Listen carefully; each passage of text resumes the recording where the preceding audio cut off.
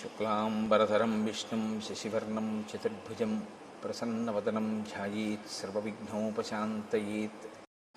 జటాయువుకి ఉత్తమ గతులను కల్పించినటువంటి రామచంద్రమూర్తి లక్ష్మణ సహితుడై సీతాన్వేషణం చేస్తూ అరణ్యంలో ప్రవేశించినటువంటి ఘట్టాన్ని మీకు నేను వివరిస్తున్నాను. నేను ఆ సీతమ్మని వెతుకుతూ వాళ్ళు నైరుతి దిశగా ముందుకి సాగిపోయారు.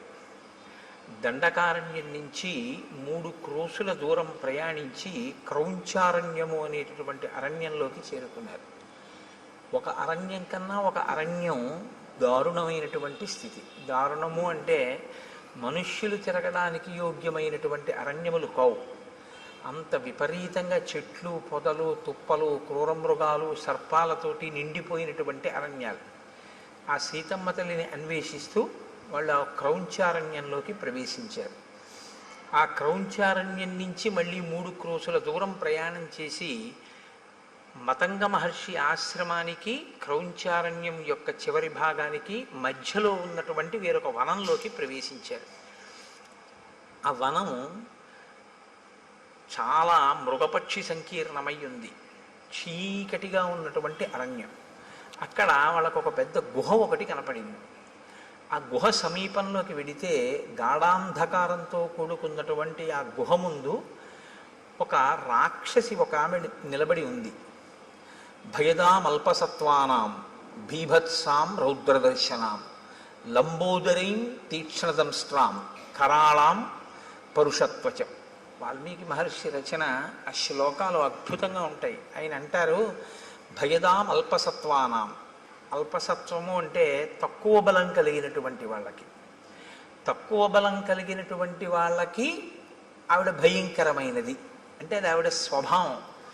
తనకన్నా కొంచెం తక్కువ బలం ఉన్న వాళ్ళు కనపడితే ఆవిడ వీధిస్తుంది, వాళ్ళని చాలా దుఃఖపెడుతుంది.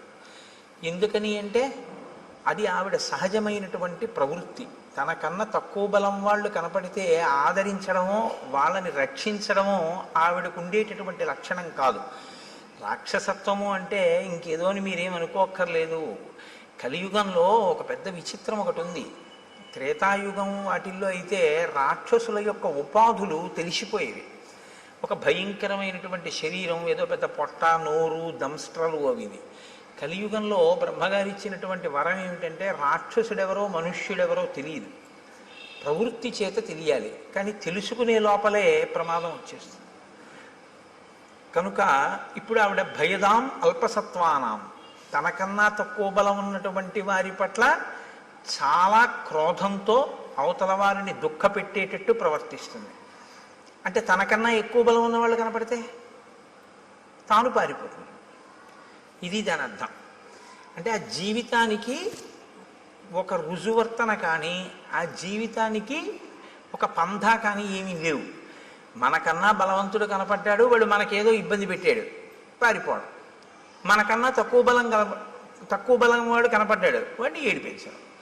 ఈ ఏడిపించేటప్పుడు సిగ్గేయదు, ఆ ఓడిపోయినప్పుడు సిగ్గేయదు. 2 చోట్ల సిగ్గు లేకపోతే అవమానము ఇలాంటివి ఉండవు. ఎప్పుడూ ఉండేది ఏమిటి అంటే 2 కాలముల యందు కూడా దుఃఖపెట్టే ప్రయత్నం ఉంటుంటుంది. ఆ ప్రయత్నంలో తను విజయం సాధిస్తే విజయం సాధిస్తుంది, విజయం సాధించకపోతే వెళ్ళిపోతుంటుంది.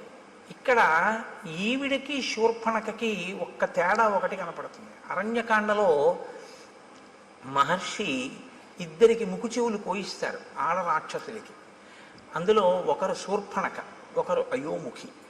2 రాక్షసి అయినటువంటి వారే. కానీ ఒకరు పగ పెంచుకునే తత్వం ఉన్నవారు, ఒకరు పగ పెంచుకోకుండా అవకాశం దొరికితే ఏడిపిస్తారు, అవకాశం దొరకకపోతే పారిపోతారు. ఒక విధంగా చెప్పాలి అంటే ఒకరికన్నా ఒకరు ప్రమాదం తక్కువ అని కానీ, ఒకరికన్నా ఒకరు ప్రమాదం ఎక్కువ అని కానీ చెప్పడం కొంచెం కష్టం. ఎందుకంటే పగ పెంచుకునే స్వభావము ప్రమాదకరమే. పగ పెంచుకోకుండా తనకన్నా తక్కువ బలవంతుడు కనపడితే ఆ తక్కువ బలవంతుడిని నిగ్రహించడం కూడా ప్రమాదకరమే కదా. ఎక్కువ బలవంతులు కదా అని చెప్పి వచ్చి వాళ్ళకి ఏమైనా వాళ్ళు వచ్చి వీళ్ళని ఇబ్బంది పెడితే వాళ్ళు అప్పటికి పారిపోతారు. పారిపోయారని జాడ్యమో సమస్య వదిలిపోయినట్టు కాదు, మళ్ళీ వస్తూ ఉంటారు. ఎప్పుడు తెలుస్తుంది తనకన్నా అధిక బలవంతుడని? తను ఓడిపోతే ఏమైనా సిగ్గుంటుందా? ఏమీ ఉండదు, మళ్ళీ వెళ్ళిపోతుంది. మళ్ళీ ఎప్పుడు వస్తుంది, మళ్ళీ ఇంకోటి దొరికితే మళ్ళీ వస్తుంది. మళ్ళీ వాడు అధిక బలవంతుడైతే మళ్ళీ వెళ్ళిపోతుంది, తక్కువ బలవంతుడైతే ఇబ్బంది పెడుతుంది. అంటే ఆ మనస్తత్వం ఎటువంటిది అంటే దానికి మార్పు అన్నది కానీ పాఠం నేర్చుకోవడం అన్నది కానీ ఏమీ ఉండదు. సమాజంలో తాను తిరుగుతూ సమాజంలో ఉండేటటువంటి వ్యక్తులతో తాను ప్రతిరోజు సమన్వయం అవుతూ కూడా తాను ఏ పాఠాన్ని తన జీవితంలో జరిగినటువంటి సంఘటనల నుంచి నేర్చుకోకుండా ఒకే రకమైన మోసపోసిన జీవితంతో బతికేస్తూ అవకాశం దొరికినప్పుడు నేను గొప్పవాణ్ణని, అవకాశం లేనప్పుడు తను తక్కువ వాణ్ణన్న బాధ లేకుండా పారిపోయేటటువంటి మనస్థితితో సరిపెట్టుకోగలిగినటువంటి స్థితి ఉన్నవాళ్ళు ఎవరైనా అయోముఖీతత్వంలోకే వస్తారు. అంతకన్నా ఇంకా కొంచెం చెప్పడం కష్టం. మీకు సమాజంలో ఇటువంటి వాళ్ళు ఉండరని మీరు అనుకుంటున్నారా? చాలామంది ఉంటారు. బలవంతుడు కనపడితే ఓడిపోతారు, వాళ్ళకేం సిగ్గు ఉండదు. నిన్న మన ఎదురుగుండా వాళ్ళకి జరిగిన అవమానానికి మనం సిగ్గుపడతాం. అరే నిజంగా రేపు ఎలా తలెత్తుకు తిరుగుతాడరా, ఎలా కనపడతాడరా, మళ్ళీ ఇంత అవమానం పొందాడు నిన్న. ఆయన తర్వాత రోజు పొద్దున్న ఎలా వస్తాడో తెలుసా? అసలు ఆ సంఘటనే జరగనట్టు వస్తాడు ఆయన. చాలామంది ఉంటారు ఇలాగా. అంటే పేర్లు పెట్టి చెప్పడం బాగుండదు, మీరు గ్రహించగలరు. ఉద్ధతితో ప్రవర్తిస్తారు, ఎక్కడో దెబ్బతింటారు. తిని సిగ్గుపడడం ఏమీ ఉండదు. మనకన్నా చాలా సంతోషంగా ఉంటాడు ఆయన. అదేంటి అవమానం పడ్డాడు కదా, నేను రాత్రి నిద్రపోన్నాడు పాపం కుమిలిపోతున్నాడేమో అని మీరు పలకరించడానికి వెళ్ళారనుకోండి, ఆయన మిమ్మల్ని ఎలా పలకరిస్తాడో తెలుసా? అంత బాధపడతాం ఎందుకో దానికి అంటాడు. మన అడుగుతాడు, బాధపడతాం ఎందుకు దానికి, అది పెద్ద విశేషమే ఉంది అంటాడు. ఒకవేళ అతను విజయం సాధించాడు అనుకోండి, మీరు అసలు పట్టుకొనే లేరు. ఈ మనఃప్రవృత్తి అత్యంత ప్రమాదకరం. అది ఎప్పటికీ ఏమీ తెలుసుకోలేదు. వీళ్ళ వల్ల ప్రమాదం ఎక్కడొస్తుందంటే వాళ్ళకేం ఉండదు. వాళ్ళకి ఒక రకంగా వాళ్ళకి ఏమిటంటే ఎప్పుడూ అలాగే గడిపేస్తూ జీవితాన్ని జీవించేస్తూ ఉంటారు. వాళ్ళని అంటి పెట్టుకుని ఉన్న వాళ్ళకి చాలా కష్టంగా ఉంటుంది. ఏంట్రా వీడికి మానవమానాలు లేవు, వీడితో ఉండడం. ఆయనకు కొడుకున్నాడు అనుకోండి, ఆ కొడుక్కి మానవమానాలు ఉన్నాయనుకోండి, ఆయన చాలా ఇబ్బంది పడతాడు. మా నాన్నగారు చెప్పలేడు తండ్రికి, మా నాన్నగారు ఏమీ తెలుసుకోరు, ఎప్పుడూ ఇలాగే ప్రవర్తిస్తారు. ఇది చాలా కష్టంగా ఉంది అని తను బరువు అవుతూ ఉంటాడు. తను బరువు అయ్యేటటువంటి పరిస్థితి మంచి ప్రవర్తన కాదు. అది దిద్దుకోవాలి, ఎవరైనా సరే దిద్దుకోవలసి ఉంటుంది దాన్ని. శ్రీరామాయణం కేవలం ఒక జరిగిపోయినటువంటి కథ అని మీరు వినాలి అనుకుంటే, రామచంద్రమూర్తి ఒక నరుడిగా అవతారాన్ని స్వీకరించి ఈ పాత్రలన్నిటితోటి సమన్వయం కావలసినటువంటి అవసరం ఆయనకి లేదు. వాల్మీకి మహర్షి ఇన్నిటిని గ్రంథస్థం చెయ్యక్కర్లేదు, ఆయన కొన్ని వదిలిపెట్టేసేయచ్చు. అయోముఖీ వృత్తాంతం మీరు విన్నప్పుడు పైకి ఎలా అనిపిస్తుందంటే, కేవలం కథాభాగం కింద వింటే ఈ పాటి దానికి అసలు అరణ్యకాండలో ఈ స్థానం అవసరమా అనిపిస్తుంది. కానీ మీరు లోతుగా తరచి చూస్తే ఒక మనిషి తనని తాను దిద్దుకోవడానికి ఏవేవి అవసరమో అవన్నీ మనకి రామచంద్రమూర్తి చూపిస్తూ ఉంటారు. కాబట్టి ఇప్పుడు లంబోదరీం తీక్ష్ణదంస్ట్రాం కరాళాం పరుషత్వచం, ఆవిడ చాలా పెద్ద కడుపు కలిగినటువంటిది, పెద్ద పెద్ద కోరలు ఉన్నాయి, చాలా పరుషమైనటువంటి అంటే మందమైనటువంటి చర్మము కలిగినటువంటిది.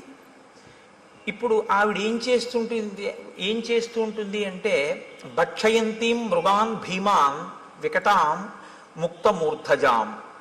ఆమె భయంకరమైన నవ్వు నవ్వుతూ కనపడినటువంటి మృగములు ఏం జరిగితే ఆ మృగముల్ని తింటూ ఉంటుంది. వికటమైనటువంటి నవ్వు నవ్వుతూ ఉంటుంది.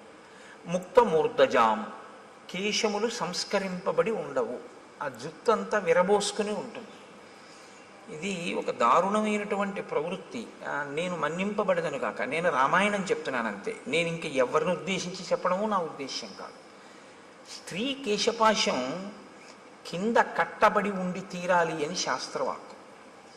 స్త్రీ కేశపాశం కింద కానీ చల్లుకుపోయి ఉంటే, విచ్చుకుపోయి ఉంటే అది దేశానికి కూడా అరిష్టం అని, అంతే, అంతకన్నా ఇంకా అక్కర్లేదు. కాబట్టి భక్షయంతి మృగాన్ భీమాన్ వికటాం ముక్తమూర్ధజాం, ఆమె జుత్తు చల్లుకుపోయి ఉంది, అదే రాక్షసీత్వము అన్న మాటకు అర్థం. అంటే తను బాగున్నానని తను అనుకుంటే చాలు, ఆ అపచారం వల్ల ఇతరులు పోయినా తను పట్టించుకోక్కర్లేదు. అహం అహం తయోముఖీ నామ లాభస్తే త్వమసి ప్రియ నాథ పర్వతకూటేషు నదీనాం పులినేషు చ ఆయుష్శేషమిమం వీర త్వం మయా సహరంస్యసే. ఆవిడంటుంది, నా పేరు అయోముఖి. ఆవిడ దృష్టి లక్ష్మణమూర్తి మీద పడింది, రామచంద్రమూర్తి మీద పడలేదు. ముక్కు చెవులు కోయించుకునే వాళ్ళందరి దృష్టి లక్ష్మణుడి మీదే పడుతుందో ఏమో మరి. ఆవిడంది, నీవే నాకు తగినటువంటి భర్తవి. అంతే, ఆవిడే నిర్ణయించేసుకుంది. శూర్పణఖ ఎలా నిర్ణయించేసుకుందో అలాగే ఆవిడే నిర్ణయించేసుకుంది. కాబట్టి ఇక నువ్వు శేష జీవితం అంతా కూడా సంతోషంగా నాతో ఆ నదుల యొక్క ఒడ్ల యందు పర్వత శిఖరముల యందు విహరిస్తూ సంతోషంగా గడుపుదువు గారివి. కాబట్టి నువ్వు నాతో సంతోషంగా గడపడం కోసం రా, మన ఇద్దరం భార్యాభర్తలమై గడుపుదాం అని ఆమె లక్ష్మణుణ్ణి పట్టుకుంది. పట్టుకుంటే ఏవ ముక్తస్తు కుపిత ఖడ్గముద్ధృత్య లక్ష్మణ కర్ణనాశే స్తనౌ చాస్య నిచకర్తారి సూదన. ఆ పట్టుకున్నటువంటి అయోముఖి యొక్క ముక్కు, చెవులు, స్తనములు వీటిని తన కత్తి పెట్టి ఆయన తెగ కోసేసాడు. తెగ కోసేస్తే ఆవిడ లక్ష్మణుణ్ణి విడిచిపెట్టేసింది. విడిచిపెట్టేసి అరణ్యంలోకి పెద్ద రవం చేస్తూ ఏడుస్తూ నెత్తురు కారిపోతూ పరిగెత్తుకుంటూ వెళ్ళిపోయింది. అంటే యుక్తాయుక్త విచక్షణ లేనటువంటి నడవడితో తను కామిస్తే చాలు, ఇతరుల యొక్క అభిప్రాయముతో సంబంధం లేకుండా బలవంతులు కనపడితే పరాభవింపబడి, బలహీనులైతే తననుకున్న కామాన్ని చెల్లించుకుంటూ జీవితం గడపగలిగినటువంటి నీచమైన ప్రవృత్తి కలిగినటువంటి స్థితిలో ఉన్న ఒక ప్రాణి. కాబట్టి ఇక అయోముఖి ఈ కాండలో ఏం మనకు కనపడదు ఆవిడ. కాబట్టి ఆవిడ అలా ఏడుస్తూ వెళ్ళిపోయింది. ఎందుకు శ్రీరామాయణంలో ఈ పాత్ర కనపడింది అన్నదాన్ని మీరు గమనించవలసి ఉంటుంది. మొదట శూర్పణఖకి ముక్కు చెవులు తెగిపోతాయి, ఇక్కడ అయోముఖికి ముక్కు చెవులు తెగిపోతాయి. కానీ ముక్కు చెవులు తెగితే మనం ఉలిక్కి పడతాం. ఎందుకంటే శ్రీరామాయణంలో అరణ్యకాండ మొదట్లో ఒక ఆడదాని ముక్కు చెవులు ఇలా కామంతో వస్తేనే కోసిన కారణానికి సీతాపహరణం జరిగింది. ఇప్పుడు మళ్ళీ కోశాడు, ఏమవుతుందో అని అనిపిస్తుంది. కానీ ఏమవదు, అయోముఖి వెళ్ళిపోయింది. కాబట్టి ఈ రెండింటి మధ్యలో ఉండేటటువంటి తేడాని మీరు గమనించవచ్చు. ఆవిడది పగ, ఈవిడిది పగా ప్రతీకారము పెంచుకుని సాధించేటటువంటి మనస్తత్వం కాదు. లక్ష్మణస్తు మహాతేజా సత్వవాన్ శీలవాన్ శుచి అబ్రవీత్ ప్రాంజలిర్వాక్యం భ్రాతరం బిత్త తేజసం. మీరు శ్రీరామాయణాన్ని చదివేటప్పుడు చాలా ధర్మ సూక్ష్మములను గ్రహించవలసి ఉంటుంది. చాలా అందంగా ఉంటుంది రామాయణం. అందుకే రామాయణం జీర్ణమైతే అన్నగారిని గౌరవించే తమ్ముడు కనపడితే మీకు ఒంట్లో పులకింత వస్తుంది. లక్ష్మణస్తు మహాతేజా సత్వవాన్ శీలవాన్ శుచి. ఆయన రామచంద్రమూర్తితో మాట్లాడుతున్నాడు. ఎవరు? లక్ష్మణుడు. అయోముఖి పారిపోయింది, ఇద్దరు నడుస్తున్నారు. ఇప్పుడు అకస్మాత్తుగా ఆయనకి ఏదో రాముడితో మాట్లాడాలి అని అనిపించింది. ఎలా మాట్లాడేటో తెలుసా అండి? ఇలా ఎడంచేతో రామ అని పిలిచి కూడా మాట్లాడాలంటే. కానీ ఆయన ఎలా మాట్లాడాడంటే అబ్రవీత్ ప్రాంజలిర్వాక్యం. ఆయన మాట్లాడేటప్పుడు అంజలి ఘటించి రాముడితోటి అన్నయ్య అని ఇలా నమస్కారం చేసి మాట్లాడతాడు. ఎందుకంటే చాలా చోట్ల చెప్పుకున్నాడు లక్ష్మణుడు, నేను రాముణ్ణి అన్నగా చూడను, రాముణ్ణి నా గురువుగా చూస్తాను. అందుకని ఎప్పుడూ అంత గౌరవంతోనూ ఉంటాడు. అందుకే రామాయణం బాగా అనుభవించకుండా రామాయణంలోది ఏదీ గీసే ప్రయత్నం చేయకూడదు. అలా ప్రయత్నం చేస్తే ఏమవుతుందో తెలుసా అండి? చూసిన వాళ్ళకి అలా ఉంటాయిలా ఉంది అందులో ఉన్న వ్యక్తిత్వాలు అని అనిపిస్తుంది. శబరి పళ్ళు తీసుకొచ్చి రాముడికి పెడుతుంటే రాముడు పుచ్చుకుంటుంటే రాముడు కూర్చున్న అరుగు మీద లక్ష్మణుడు ఎడంకాలు ఎత్తి పెట్టినట్టుగా ఉందనుకోండి ఒక ఫోటో. అలా ఉంటాడా ఎప్పుడైనా లక్ష్మణుడు? అవి ఏమవుతాయంటే చూసే వాళ్ళ హృదయాల్లో తప్పు భావాలు నింపుతాయి. కాబట్టి శ్రీరామాయణాన్ని జాగ్రత్తగా గమనించవలసి ఉంటుంది. గమనించకుండా చేతిలో కళ ఉండడం వేరు, రామాయణాన్ని గీయడం వేరు. రామాయణాన్ని గీయాలి అంటే రామాయణం చదివి రామాయణం గురించి కొంత అధికారం ఉండాలి. రామాయణంలో ఉండేటటువంటి వ్యక్తిత్వాలు బహు విశిష్టమైనవి. అంత విశిష్టమైనటువంటిది, అందులో అటువంటి ఘట్టాల గురించి ఏదైనా కూర్పు చేస్తే చాలా జాగ్రత్తగా ఉండాలి. కాబట్టి నేను దేన్ని దృష్టిలో పెట్టుకుని అన్నానో మీరు గమనించి ఉంటారు. కాబట్టి ఇప్పుడు అబ్రవీత్ ప్రాంజలిర్వాక్యం భ్రాతరం దీప్త తేజసం, అంజలి ఘటించి రామచంద్రమూర్తితో మాట్లాడుతున్నాడు.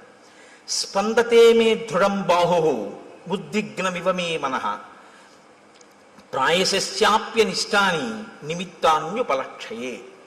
నేను మీతో తరచూ ప్రస్తావన చేస్తూ ఉంటాను.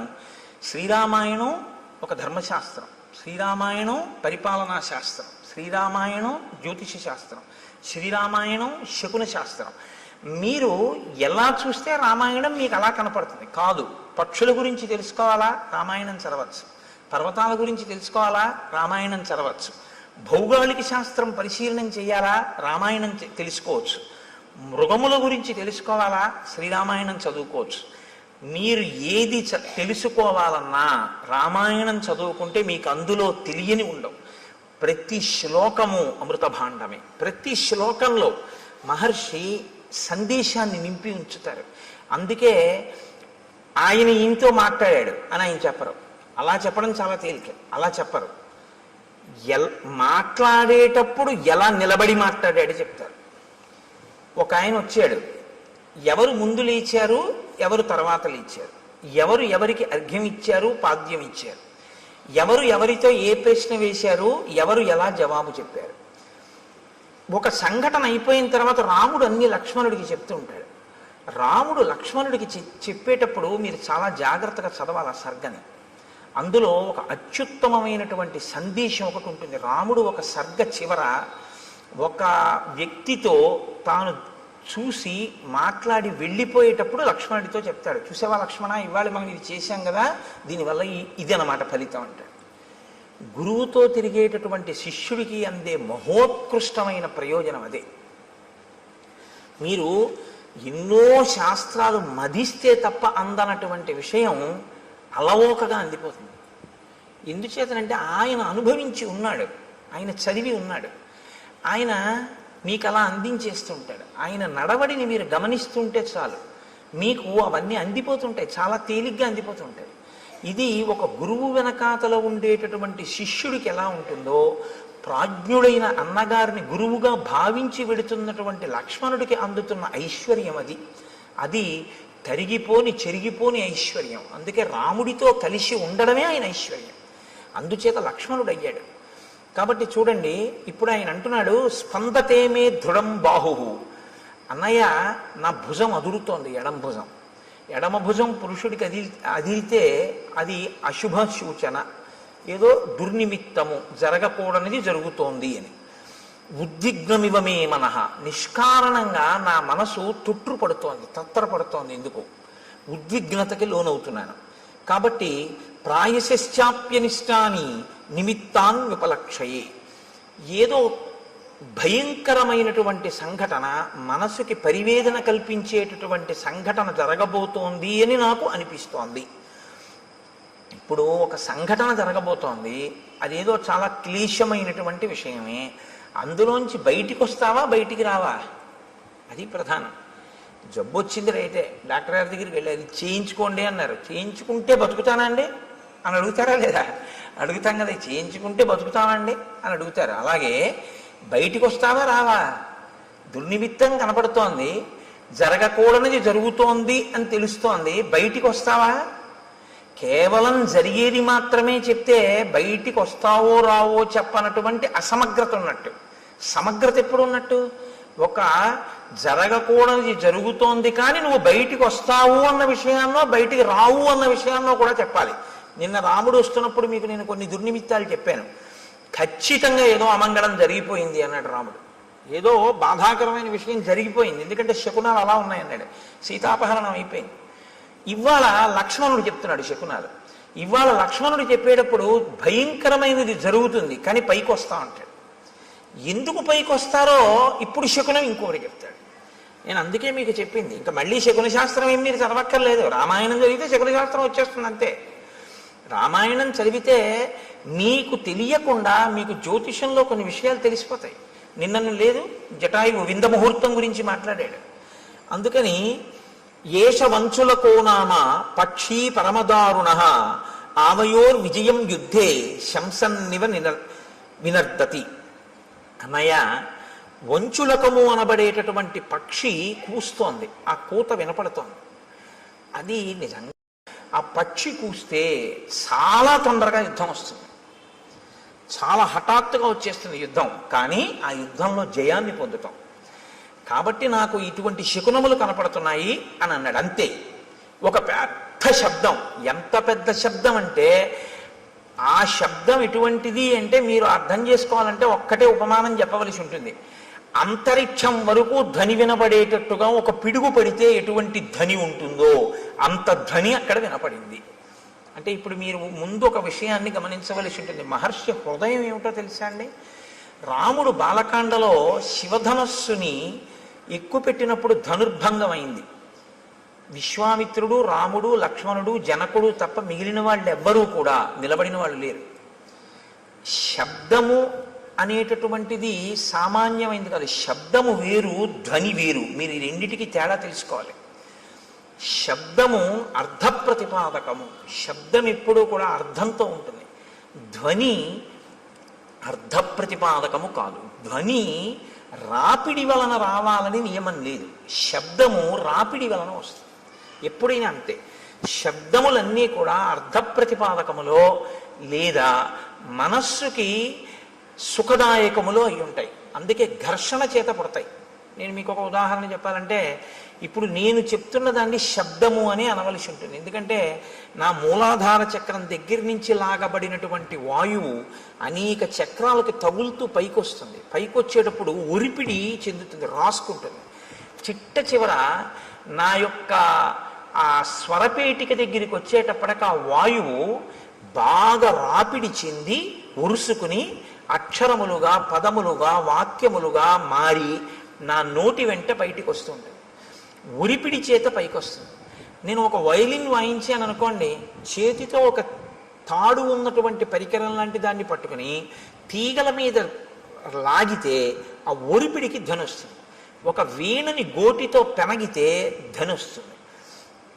అలా మీకు ఎప్పుడైనా సరే ఒరిపిడి వలన వస్తే, అంటే ఘర్షణ వలన పుడితే దాన్ని శబ్దము అంటారు. ఇప్పుడు ఆ శబ్దం ఏం చేస్తుంది? అందుకే వేదరాశికి శబ్దరాశి అని పేరు. అర్థ ప్రతిపాదకమై దానికి ఏదో ఒక ప్రయోజనం ఉంటుంది. ప్రయోజనం లేనిది అనుకోండి, దానికి ఏమిటి అంటే మీరు చెప్పలేరు అనుకున్నప్పుడు దాన్ని శబ్దం అనకూడదు, ధ్వని అనాలి. పిల్లాడు ఆడుకుంటూ ఉంగా అన్నాడు అనుకోండి, దానికి అర్థం ఏంటి చెప్పండి అన్నారు అనుకోండి, ఏం చెప్తారు? ఉంగా అన్నాడు పిల్లాడు, చంటి పిల్లాడు. ఏమైనా నువ్వు రామాయణం చెప్పావు కదా, దీనికి అర్థం చెప్పన్నారు అనుకోండి, ఎవరు చెప్తారు దానికి? అప్పుడు దాన్ని ఏమనాలంటే ధ్వని అన్నారు. అంటే దానికి ఒక అర్థం ఏం ఉండదు. అర్థం లేకుండా చేయబడేటటువంటిది ఏది ఉంటుందో దానికి మీరు ఏ అర్థము చెప్పడం కుదరదో వాటికి ధ్వనులని పేరు. కాబట్టి ఇప్పుడు ఏర్పడినది శబ్దమా ధ్వన అంటే యథార్థమునకు పెద్ద ధ్వని అని మీరు అనవలసి ఉంటుంది. ఎందుకంటే దానికి ఒక అర్థం లేదు. కానీ ఒక పిడుగు నేల మీద పడితే ఆ శబ్దము, ఆ ధ్వని అంతరిక్షం వరకు వినపడితే ఎంత ధ్వని ఉంటుందో అంత ధ్వని ఉంది. ధ్వనికి ఉండేటటువంటి లక్షణం ఏమిటో తెలుసా అండి? ధ్వనికి కానివ్వండి, శబ్దమునకు కానివ్వండి, ప్రాణాలు పొయ్యగలదు, ప్రాణాలు తీయగలదు. ఈ రెండు ఉంటాయి. ఎందుకో తెలుసా అండి? ఒక్కొక్కసారి ప్రాణం పోస్తుంది, ఒక్కొక్కసారి ప్రాణం తీసేస్తుంది. మీరు చూడండి, నిశ్చేష్టుడైపోయాడు అనుకోండి ఎవరో, మీరు వెళ్ళి ఏ తప్పట్లు కొట్టడమో ఏదో చేస్తే స్పృహలోకి వస్తారు, తీసుకొస్తుంది. దానికి ఆ శక్తి ఉంటుంది. శబ్దము మిమ్మల్ని జ్ఞానవంతుల్ని చేస్తుంది. లేకపోతే వినడం ఎందుకండి? వినడం వల్ల ఏదో మీకు తెలుస్తుందని కదా వింటూ ఉంటారు. అదే శబ్దము చాలా తీవ్ర స్థాయిలో వచ్చిందనుకోండి, మనిషి ప్రాణం వదిలిపెట్టేస్తాడు. అందుకే పిడుగు పడితే పిడుగు యొక్క ధ్వనికి భవనములు కింద పడిపోతూ ఉంటాయి. అక్కడ ఉన్నటువంటి జీవరాశి, చెట్లు కూడా నేల కొరిగిపోతాయి. ఎందుకని అంటే ఆ శబ్ద ప్రకంపనలు, ధ్వని ప్రకంపనల యందు శక్తి తరంగములు ఉంటాయి. దీన్ని మొట్టమొదట ప్రతిపాదించిన వాళ్ళు ఎవరంటే భారతదేశంలో ఆర్షధర్మంలో ఋషులు ప్రతిపాదించి కదలిక ఉన్న ప్రతిదాన్ని శక్తి స్వరూపంగా భావన చేశారు మన వాళ్ళు. అందుకే శబ్ద బ్రహ్మమయీ చరాచరమయీ జ్యోతిర్మయీ వాంగ్మయీ తత్వాతీతమయీ నిరంజనమయీ అని అమ్మవారిని స్తోత్రం చేశారు. అమ్మవారిని స్తోత్రం చేశారు అంటే మీరు ఒకటి గుర్తుపెట్టుకోవాలి, కదులుతున్నది ఏదైనా శక్తిగా భావన చేశారు. కదిలి కదిలి ఇక కదలవలసిన అవసరం లేని రీతిలో నీలో నువ్వు అనుభవించవలసిన ఆనందాన్ని శివుడిగా సంకేతించారు. కాబట్టి ఇప్పుడు శివశక్తులు రెండు ఎప్పుడూ కలిసే ఉంటాయి. ఈ రెండిటిని మీరు వేరు చేసి చూడడం అనేటటువంటిది ఎప్పుడూ కుదరదు. అందుకే ఈ ప్రపంచమంతా కూడా పరమశివ తాండవ పార్వతీ లాస్య స్వరూపము అన్నారు శంకరాచార్యులు వారు. లాస్యం అంటే భావం, తాండవం అంటే కదలిక. మీరు చూడండి, మీకు ఈ ప్రపంచమంతా శివస్వరూపంగా మంగళస్వరూపంగా చూడడం ఎలాగా అంటే దానికి ఆ దృష్టికోణాన్ని శంకరులు అందించారు. అందుకని వారు జగద్గురువులు అయ్యారు. కదలకుండా ఉండదు. ఇప్పుడు నేనేదో మాట్లాడుతున్నాను, కదులుతూ ఉంటాను. కదలిక తాండవం శివస్వరూపం. ముఖమునందు భావ ప్రకటనము అమ్మవారు లాస్యం. ఒక ఆయన నవ్వుతూ ఉంటాడు, ఒక ఆయన విచారంగా ఉంటాడు, ఒక ఆయన సంతోషంగా ఉంటాడు, ఒక ఆయన హాస్యం ఆడుతూ ఉంటాడు. మీరు అలా వెడుతూ చూస్తుంటే రకరకాల భావనతో ఉంటారు. అందరూ ఒక్కలా ఉండరు. ఇన్ని భావనలు అమ్మవారు, ఇన్ని కదలికలు ఈశ్వరుడు. కదలిక భావన కలిసే ఉంటాయి ఎప్పుడు. చూడండి, కలిసే ఉంటాయి అనేటప్పటికీ నేనేమన్నాను, ఇలా అన్నాను. అంటే లోపల కలయిక అన్న భావన రాగానే నేను ఇలా సంకేతించాను. ఈ భావన ఈ కదలిక రెండు ఒకదాన్నొకటి అనుసరించడం. వాగర్ధావివ సంపృక్తౌ వాగర్ధ ప్రతిపత్తయే జగత పితరౌ వందే పార్వతీ పరమేశ్వరౌ. వాళ్ళిద్దరి స్వరూపమై ఈ జగత్తంతా ఉందయా. పార్వతీ పరమేశ్వరులు ఈ లోకమంతా నిండి ఉన్నారు. నువ్వు అలా చూడగలిగితే జగత్తు తాండవ లాస్య స్వరూపము అని. కాబట్టి దాన్ని వాల్మీకి మహర్షి ఎందుకండి అంత గొప్పగా ఆ విషయం కూడా మాట్లాడడం అంటే, అది ఇంకొకడు వింటే చచ్చుండివాడు. తట్టుకోగలిగారు అంటే ఇప్పుడు దాని మూలస్థానమును కూడా ఛేదించగలిగినటువంటి పరాక్రమవంతులు. చెవికే అంత బలం ఉంటే చేతులకి ఎంత బలం ఉండాలి? కాబట్టి ఇప్పుడు మూలస్థానాన్ని ఛేదించగలరు. ఇది రామచంద్రమూర్తి యొక్క లక్ష్మణుని యొక్క వీర్యము, పరాక్రమము. మీతో నేను చాలా మార్లు మనవి చేస్తున్నాను, వీర్యం అన్న మాటకు అర్థం అదే.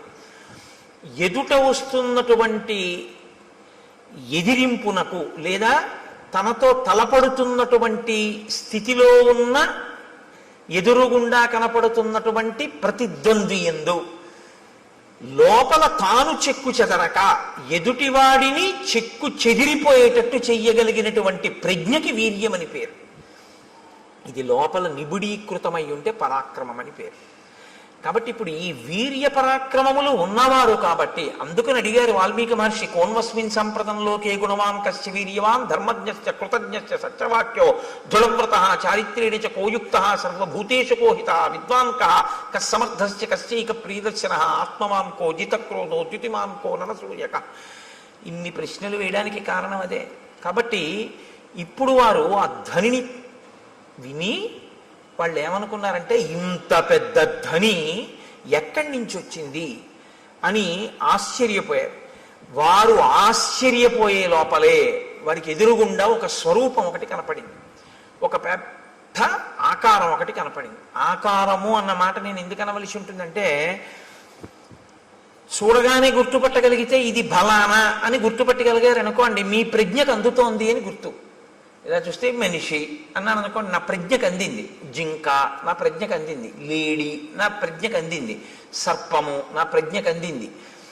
అసలు అటువంటి రూపు లోకంలో ఎక్కడా వర్ణింపబడలేదు, తాను చూడలేదు. నేను చూడకపోవచ్చు కానీ విన్నాను అనుకోండి తెలుస్తుంది. ఒక హంస నేను చూడలేదు కానీ హంస కనపడింది, ఇది హంస అనుకుంటానండి అంటాను.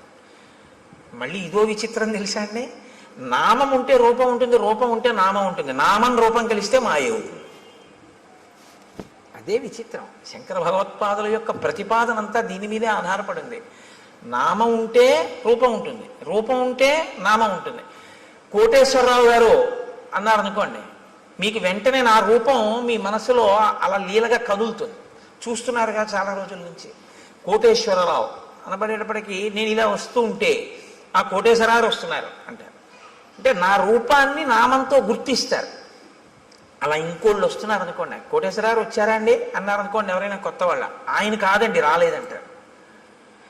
నామము రూపము పక్క పక్కనే ఉంటే కుండ అన్నాను అనుకోండి, కుండ ఎలా ఉంటుందో మీకు వెంటనే మనసు చూపిస్తుంది, ప్రొజెక్ట్ చేస్తుంది.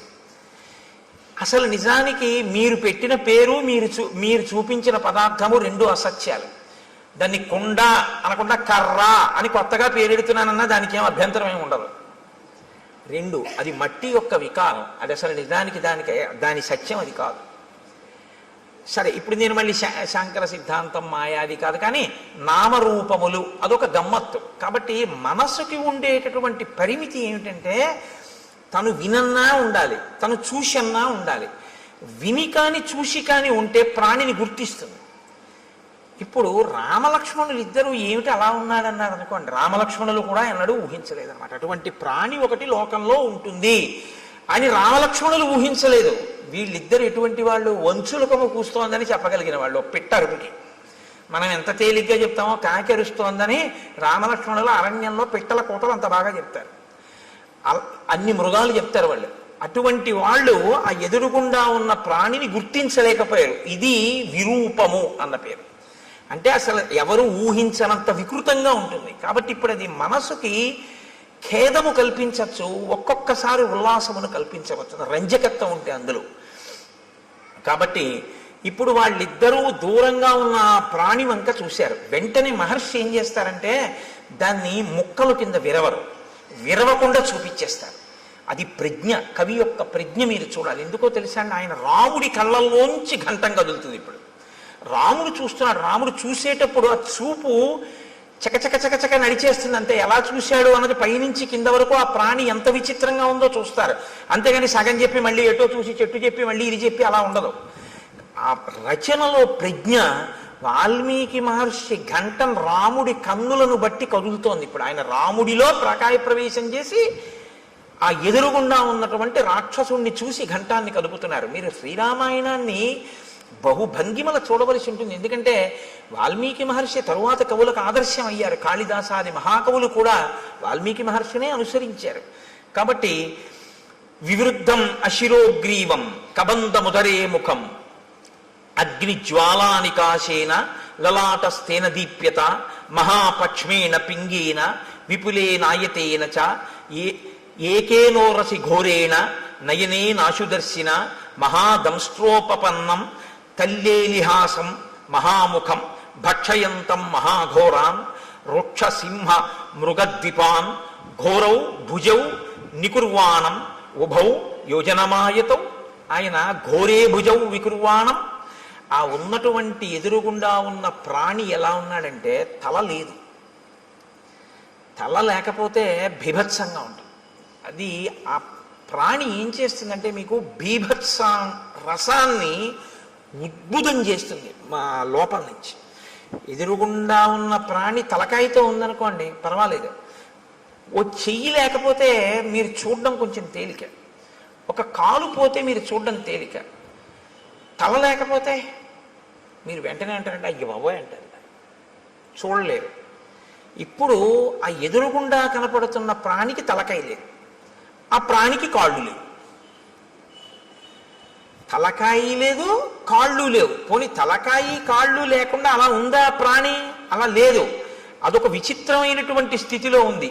అశిరోగ్రీవం, దానికి కంఠము లేదు, తలకాయి లేదు. కానీ కబంధముదరే ముఖం, ఇక్కడ పొట్ట దగ్గర ఉంది ముఖంలాగా. ఈ ఛాతీ మీద లలాట భాగం ఉంది, ఇక్కడ ఉంగురుంది. ఈ కింద ఒక పెద్ద కన్ను ఉంది, ఆ కన్ను మీద ఒక పెద్ద రెప్ప ఉంది. ఆ రెప్పకి పచ్చటి వెంట్రుకలు పొడుగ్గా ఉన్నాయి. ఆ కన్ను ఎత్తి చూస్తే అగ్ని జ్వాల ఎలా ఉంటుందో అలా ఉంది ఆ కన్ను, ఎర్రగా. అటువంటి కన్ను ఇక్కడ పెట్టుకుని ఉంది ఆ ప్రాణి. ఇక్కడ గుండెల మీదకు ఉంది. పొట్ట మీద నోరుంది దానికి. దానికి కాళ్ళు లేవు కాబట్టి అది కదలలేదు, అది అలా కూర్చుని ఉంది. కానీ దానికి యోజనం దూరం వరకు వెళ్ళగలిగినటువంటి దీర్ఘబాహువులు ఉన్నాయి.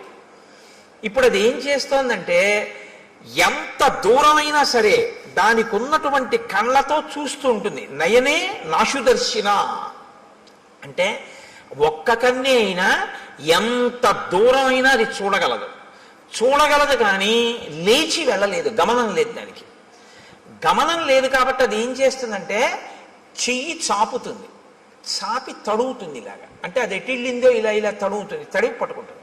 అది ఏనుగు కానివ్వండి, పులి కాని, సింహం కాని ఏదైనా సరే పట్టుకోగలిగినటువంటి చేతులు దానివి. ఎంత దూరం? ఇక్కడి నుంచి ఒక యోజనం దూరం వరకు ఉంటాయి చేతులు. దాంతో పట్టుకుంటుంది, పట్టుకుని ఈడుస్తుంది ఆ ప్రాణుల్ని.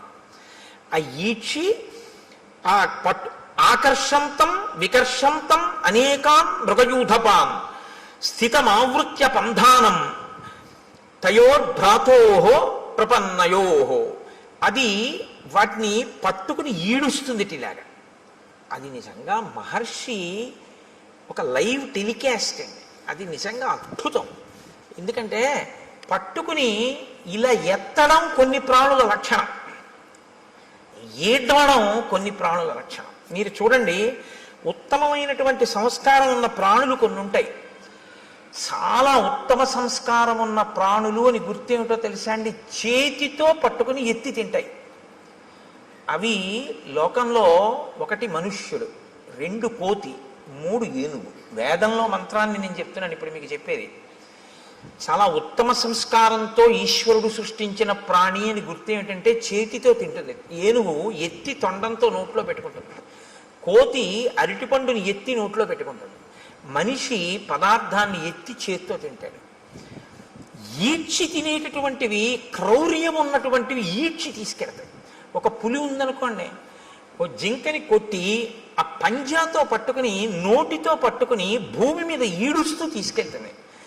ఈడ్చి తీసుకెళ్ళి అది నెత్తురోడిపోతూ బాధపడిపోతూ ఆ దెబ్బకి నెత్తురోడిపోయి అరుస్తుంటే ఈడ్చుకుంటూ తీసుకెళ్ళి కింద పెట్టి తన పంజా కింద తొక్కి పెట్టి నోటితో పీకుతుంది మాంసఖండాన్ని. అది క్రౌర్యానికి పరాకాష్ట. సాత్విక బుద్ధికి పరాకాష్ట ఏమిటంటే చేతితో ఎత్తి తినడం అనేటటువంటి అలవాటు ఉంటుంది. మహర్షి అంటున్నారు ఆకర్షంతం వికర్షంతం, పట్టి ఈడుస్తాడు అన్నాడు. అక్కడ పట్టి అలా ఎత్తి ఇలా తేడు, ఇలా ఈడుస్తూ ఉంటాడు. ఎందుకనంటే ఈడ్చడంలో ఉంది ఆ పైశాచిక భావన, ఆ క్రౌర్యం ఉంది అందులో. అంటే అసలు ఉండడమే విచిత్రం, ఆ తినడము విచిత్రం. అంటే ఎంత క్రౌర్యం కలిగినటువంటి ప్రాణో, ఎంత విచిత్రమైన ప్రాణో మీరు ఊహించవలసి ఉంటుంది. ఇంత ఘోరంగా అయినటువంటి స్వరూపం ఎలా వచ్చింది, ఎందుకు వచ్చిందన్న ఆలోచన ఒకటి మీకు వెంటనే రావాలి. ఇది చాలా ప్రధానం రామాయణంలో. అది ఎందుకు వచ్చింది అన్నది మీరు తెలుసుకుంటే అలా మనం రాకుండా ఉండడానికి అవకాశం దొరుకుతుంది కదా. అంతేకాని ఇప్పుడు దాని వంక చూశారు ఇద్దరు. చూసేటప్పటికి అది వీళ్ళిద్దరిని పట్టుకుని ఇద్దరిని ఈడ్చేసింది దగ్గరికి. ఈడ్చేసి మీరు నాకు ఈశ్వరుడు ఇచ్చిన ఆహారం తినేస్తానని నోట్లో పడేసుకోవాలి కదా. మనకైతే ఇక్కడ, దానికి ఇక్కడే. కాబట్టి ఆ ఈడ్చి తెచ్చి లోపల పడేసుకోవడానికి సిద్ధపడుతోంది.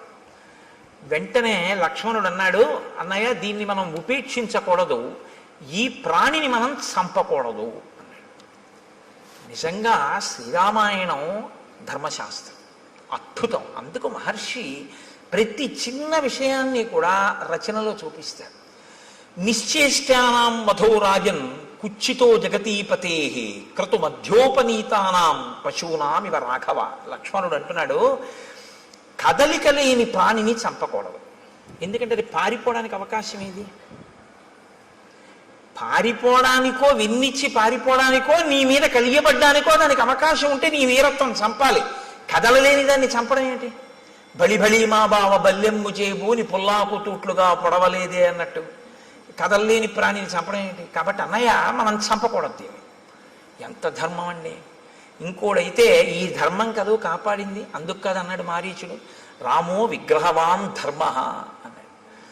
అప్పుడు కూడా ఇలా ఉన్నాడు. బాబా ఇదేమిటి అంటే బుద్ధి వెంటనే స్వస్థతను తప్పి చంపేవతల వారేద్దాం అందరూ. వాళ్ళు బాగా ఆలోచిస్తారు, ప్రతి దాన్ని ధర్మం కోణంలో చూస్తారు. అక్కడ ఎవరున్నారండి చంపేశారనుకోండి ఇద్దరు కలిసి, పోన్లే అన్నయ్య ఎవరు చూడొచ్చారు అనొచ్చు.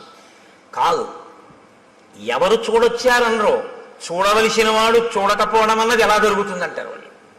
ఇది ధర్మావలంబనకి కారణం. ధర్మమూర్తిగా ఎందుకు ఉండగలుగుతాడు ఒక వ్యక్తి అంటే, నేను ఎలా తప్పుకుంటానండి, ఈశ్వరుడు ఎప్పుడూ చూస్తూ ఉంటాడు కదా అంటాడు. నేను ఒకవేళ తప్పు చేస్తే ఈశ్వరుడు యొక్క సన్నిధానంలోనే నేను తప్పు చేయాలి తప్ప ఈశ్వరుడు చూడకుండా నేను తప్పు చేయడం కుదరదు.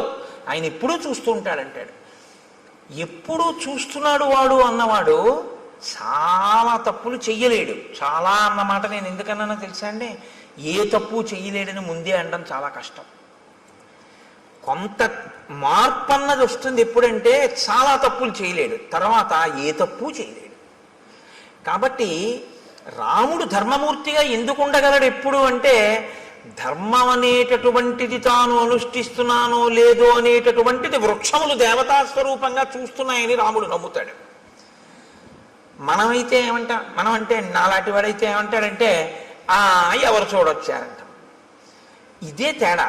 ఇది అలవాటు చేసుకోవడం ధర్మానికి పునాదిరాయి. ఇది నిలబడాలి. ఇది నిలబడితే మార్పు వస్తుంది మనసులో. కాబట్టి నిశ్చేష్టానాం వధోరాజన్ కుచ్చితో జగతీపతే. ఓ జగతీపతి రామా, మనం స్థాణువుగా కదలలేని వాడిని చంపకూడదు. కాబట్టి ఇతను తన నోట్లో మన్ని పడేసుకునేటట్టు ఉన్నాడు. కాబట్టి ఈ 2 బాహువులని తరిగేద్దాం. ఇతని శక్తి బాహువులే. ఎందుకని? దమనం లేదు, కదలలేడు. నోటితో కరవలేడు, ఎందుకంటే పొట్టకుంది నోరు. బోర్లా పడుకుని కరిచి పట్టుకోగలిగినటువంటి శక్తి లేదు. కానీ చేతులతో మాత్రం తడిమి పట్టుకుంటాడు. కాబట్టి చేతులు నరికేస్తే వీడు ఉన్నా ఒకటే, ఊడిపోయినా ఒకటే. అక్కడతో వీడు కూడా చచ్చిపోతాడు. ఎందుకంటే ఆహారం లేదు ప్రాణానికి. ఆహారం లేకపోతే ప్రాణము నిలబడదు, శోషించిపోయి పడిపోతుంది. మనం చంపక్కర్లేదు, వీడి యొక్క బలం ఎక్కడుందో దాన్ని తుంచేద్దాం. దాన్ని మాత్రం ఎందుకు తుంచాలి? మన్ని పట్టుకున్నాడు కాబట్టి, మన్ని ఇప్పుడు నోట్లో పడేస్తాడు కాబట్టి బాహువులు తుంచేద్దాం. కాబట్టి దక్షిణం బాహుం అసక్తామసినా తతః చిచ్ఛేద రామో వేగేన సవ్యం వీరస్తు లక్ష్మణ. రాముడు కుడి భుజాన్ని నిరికేశాడు, లక్ష్మణుడు ఎడమ భుజాన్ని నిరికేశాడు. 2 చేతులు ఊడి కింద పడిపోయాడు. కింద పడిపోగానే అతను చాలా సంతోషపడిపోయాడు. ఇది విచిత్రం రామాయణంలో. చాలా సంతోషపడన్నాడు. ఓ, నేను ఎదురు చూసిన సంఘటన జరిగింది. ఇన్నాళ్ళు ఈ 2 చేతులు నరికేవాడి కోసమే తడిమి పట్టుకుంటున్నాను, ఇవాళ వీటిని నరికేవాడు దొరికాడు. ఎవరు మీ ఇద్దరు అన్నాడు. అంటే వాళ్ళు నోర్ము నీకు మేం చెప్పడం ఏంటి అనరు. అది విచిత్రం, ఇది వినయం. వాళ్ళు ఎవరు అడగనివ్వండి, శూర్పణఖ అడిగినా చెప్తారు, ఎవరు అడిగినా చెప్తారు. ఎంత అందంగా అలాగని అనవసరమైనటువంటి చోట దీర్ఘంగా మాట్లాడరు. సమయాన్ని ఎంత పొదుపుగా వాడి మాట్లాడతారంటే, ఎక్కడ ఎంతవరకు అవసరమో, ఏది అవతల ప్రాణికి చెప్పవలసి ఉంటుందో అక్కడ వరకే చెప్తారు తప్ప అదే పనిగా సొదపెట్టి అర్థం లేకుండా మాట్లాడడం ఉన్నది ఉండదు. అందుకే నేను మీతో మనవి చేస్తున్నాను, శ్రీరామాయణం మీరు బాగా చదివితే మాట్లాడడంలో ప్రజ్ఞ మీకు వస్తుంది. ఎవరితో ఎలా మాట్లాడాలి, ఎంత మాట్లాడాలి, ఇవి బాగా అలవాటు అవుతుంది. అసలు మనిషి పాడైపోయేది అందుకే కదండి. అక్కర్లేని మాటలన్నీ మాట్లాడడం వల్లే పాడైపోతూ ఉంటాడు. కాబట్టి అయమిక్ష్వాకుదాయాదో రామో నామ జనైశ్రుత అస్యై వారజం విద్ధి భ్రాతరం మాంచ లక్ష్మణం. నేను అయమిక్ష్వాకుదాయాదో రామో నామ జనైశ్రుత, ఈయన మా అన్నగారు రామచంద్రమూర్తి. అస్యై వావరజం విద్ధి, నేను ఆయన తమ్ముణ్ణి. భ్రాతరం మంచ లక్ష్మణం, నేను ఆయన తమ్ముణ్ణి, నన్ను లక్ష్మణుడు అంటారు. అస్య దేవ ప్రభావస్య వసతో విజనేవనే రక్షసాపహృతా పత్ని యామిచ్చంతా విహాగతౌ. మా అన్నగారి పత్ని, నా వదిన గారైనటువంటి తల్లిని ఒక రాక్షసుడు అపహరించాడు. ఆవిడ్ని వెతుక్కుంటూ మేము ఈ అడవిలో తిరుగుతున్నాం. నువ్వెందుకు ఇలా ఉన్నావు అని అడిగాడు. ఇప్పుడు తామెవరో సత్యం చెప్పి నువ్వెవరు, అంతేగాని కైకమ్మ, దశరథుడు, వరాలు అయిన చోట కాంచోట అన్ని చోట్ల వాళ్ళు మాట్లాడరు. ఇప్పుడు ఆయన అన్నాడు, పురారామ మహాబాహో మహాబల పరాక్రమ రూపమాసీన్మమాచింత్యం త్రిషు లోకేషు విశ్రుతం యథా సోమస్య శక్రస్య సూర్యస్య చ యథా వపుః. ఎంత అందంగా మాట్లాడాడు. రెండు చేతులు తెగిపోయిన తర్వాత అన్నాడు, రామా మహాబాహో, గొప్ప చేతులున్నవాడా, ఈ చేతులు నరికినవాడా, మహాబల పరాక్రమ, గొప్ప బలపరాక్రమములు ఉన్నవాడా, నేను ఒకప్పుడు చాలా అందమైనటువంటి వాణ్ణి. 3 లోకములలో నా అంత అందగాడు లేడు. యథా సోమస్య శక్రస్య, సోముడి అందం ఎటువంటిదో, శక్రుడు అంటే ఇంద్రుడి యొక్క అందం ఎటువంటిదో, సూర్యుని యొక్క తేజస్సు ఎటువంటిదో అటువంటి శరీరము కలిగినటువంటి వాణ్ణి నేను. అంటే శరీరమునకు అందము, శరీరమునకు కాంతి అన్నీ ఉన్నవాడు. అందుకని అటువంటి ఉపమానాలు వేశారు. ఆ తేజస్సు అవతల వారికి ఆహ్లాదాన్ని కల్పిస్తుంది. కాబట్టి సోముడు అంత అందమైన, అంత లావణ్యము, అంత కాంతి కలిగినటువంటి వాణ్ణి. ఇది నాకు ఈశ్వరుడు ఇచ్చినటువంటి బహుమానం. కాబట్టి నేనేం చేయాలి? ఈశ్వరుడు నీకేది ఇచ్చాడో దాంతో నువ్వు 10 మందిని సంతోషపెట్టాలి. అప్పుడు నువ్వు నీ యొక్క విభూతిని ఈశ్వర పరం చేసినట్లు అవుతుంది. అందుకే మీరు కొంచెం జాగ్రత్తగా గమనించండి. అక్షరాభ్యాసము అని ఒక సంస్కారం చేస్తారు మన వాళ్ళు. అది చేయకుండా పంపించరు. బడికి పంపించడం కానీ, పలక ముట్టుకోవడం కానీ, పుస్తకం ముట్టుకోవడం కానీ, అక్షరం రాయడం కానీ ఒప్పుకోరు.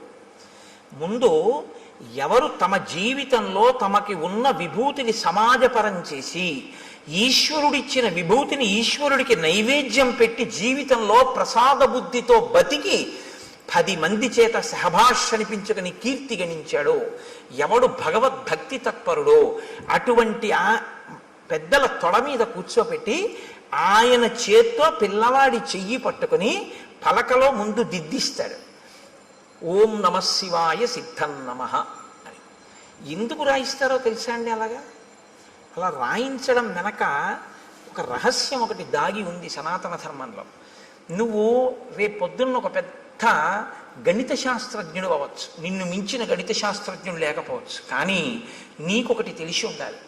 నాకు ఇన్ని లెక్కలో వచ్చండం కాదు, ఇన్ని లెక్కలు తెలుసున్న నాకు కూడా అంతటా ఆవరించినటువంటి ఆత్మతత్వాన్ని లెక్క కట్టడం చేత కాదు అని చెప్పగలగాలి. ఏది లెక్క కట్టలేవో నీకొచ్చిన లెక్కల వలన నువ్వు తెలుసుకోవాలి. అప్పుడు ఏమవుతుందంటే నీ విభూతి వినయానికి పరాకాష్ఠం. మీరు జాగ్రత్తగా పట్టుకున్నారో లేదో నేను చెప్పింది. అందుకే అమ్మవారికి శ్రీమాత అని పేరు. అందరికీ అన్నీ ఇవ్వగలదు, కానీ ఆవిడ శక్తిని కొలవడం ఎవరికీ సాధ్యం కాదు. ఏది మీరు కొలుద్దామంటే మీ కొలతలకి అందదో, మీ లెక్కలకి అందేది కాదో, అందక వేదం అంతటిది కూడా ఇంకింతకన్నా నాకు చెప్పడం చేత కాదని అలా చెప్పి ఊరుకుందో, అది లెక్కలకు అందని పెద్ద లెక్క అని తెలుసుకోవడం లెక్కలు బాగా వచ్చానన్న వాడికి ఉండవలసిన మొదటి లక్షణం. బాగా లెక్కలు వచ్చిన వాడికి ఏం తెలియాలంటే ఇది నా లెక్కకి అందదని తెలిసి ఉండాలి. ఆ అందనిదేదో అది పరబ్రహ్మం. సహస్రశీర్ష పురుష సహస్రాక్ష సహస్రపాత్ స భూమిం విశ్వతో రుత్వా అత్యతిష్టదశాంగుళం. ఇది బాగా అర్థం అవ్వాలని గణిత శాస్త్రజ్ఞుడు అయ్యాడు. ఈ బ్రహ్మాండములన్నీ ఎంతవరకు ఉన్నాయని నువ్వు ఊహ చేస్తున్నావో, ఎందుకంటే నీ కంటికి అందవు, ఏదో నువ్వు లెక్క కట్టావు, కాంతి వేగము, శబ్ద వేగము, ధ్వని వేగము, ఇలాగా ఈ వేగంతో కొలిస్తే ఎంతవరకు ఉన్నాయని నువ్వు అనుకుంటున్నావో అంతకన్నా ఒక 10 అంగుళాల పై వరకు ఈశ్వరుడు ఉన్నాడు. నువ్వు చూపుకి ఎంత శక్తి ఉందనుకుంటున్నావు? ఒక రాడార్ పెట్టారనుకోండి సముద్రపు ఒడ్డున కొండ మీద, ఆ రాడార్ తిరగడానికి ఓ లెక్క కడతారు.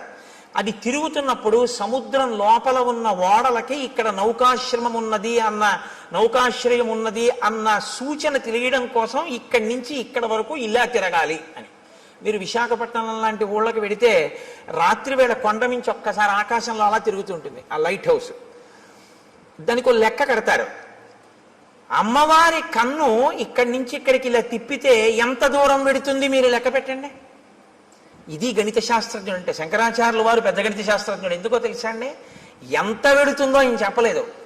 దృశా ద్రాఘీయస్యాదరదళిత నీలోత్పల రుచా అన్నారు.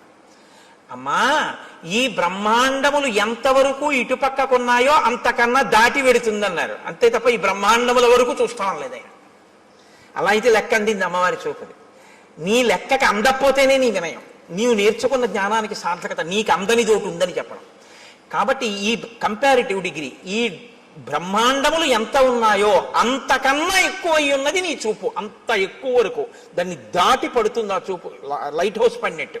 కాబట్టి దృశా ద్రాఘీయస్యాదరదలిత నీలోత్పల రుచా దవీయాంసం దీనం స్నపయ కృపయా మమపి శివే.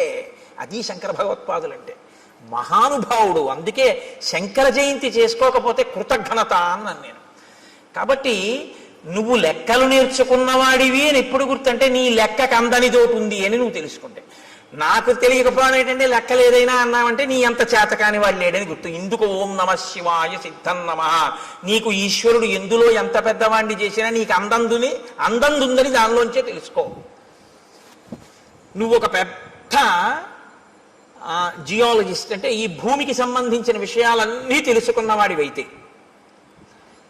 ఎవడు తన గుప్పిళ్లతో ఇసుక పోసి ఇంతంత పర్వతాల్ని, ఇన్ని ఎడారుల్ని, ఇంత సస్యశ్యామలమైన నదీ తీరాల్ని, ఈ పచ్చగడ్డితో కూడుకున్నటువంటి పంట పొలాల్ని, ఆ తరువాత పెద్ద పెద్ద ఆ బీడు భూముల్ని, ఒక పక్క కొండల్ని, ఒక పక్క నదుల్ని, ఒక పక్క సముద్రాల్ని ఎవడు తీసుకొచ్చి సృష్టించాడు? ఎవడి ఆజ్ఞకి సముద్రం చెయ్యలి కట్ట దగ్గర ఆగిపోతోంది అని నాకు ప్రపంచపటం అంతా తెలుసండి. మీరు ఇలా పిన్ పెట్టండి, నేను ఆ దేశం ఏమిటో నగరం ఏమిటో చెప్తానందరూ నీకు తెలిసి ఉండడం కాదు.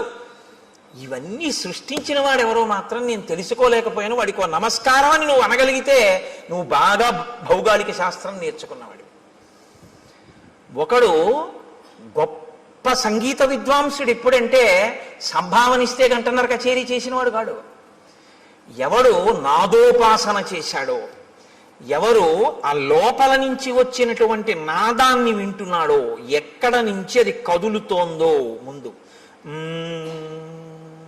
అన్నప్పుడు ఆ ధ్వని, ఆ శబ్దం, ఆ నాదం వస్తున్న దాని యొక్క మూలాల్ని ఉపాసన చేసి మౌనంలో పట్టుకుని నాదోపాసన చేసి సంగీత విద్య ద్వారా సరిగమ పద నిసానిదప మగరిస అంటారు. ఆరోహణ అవరోహణ.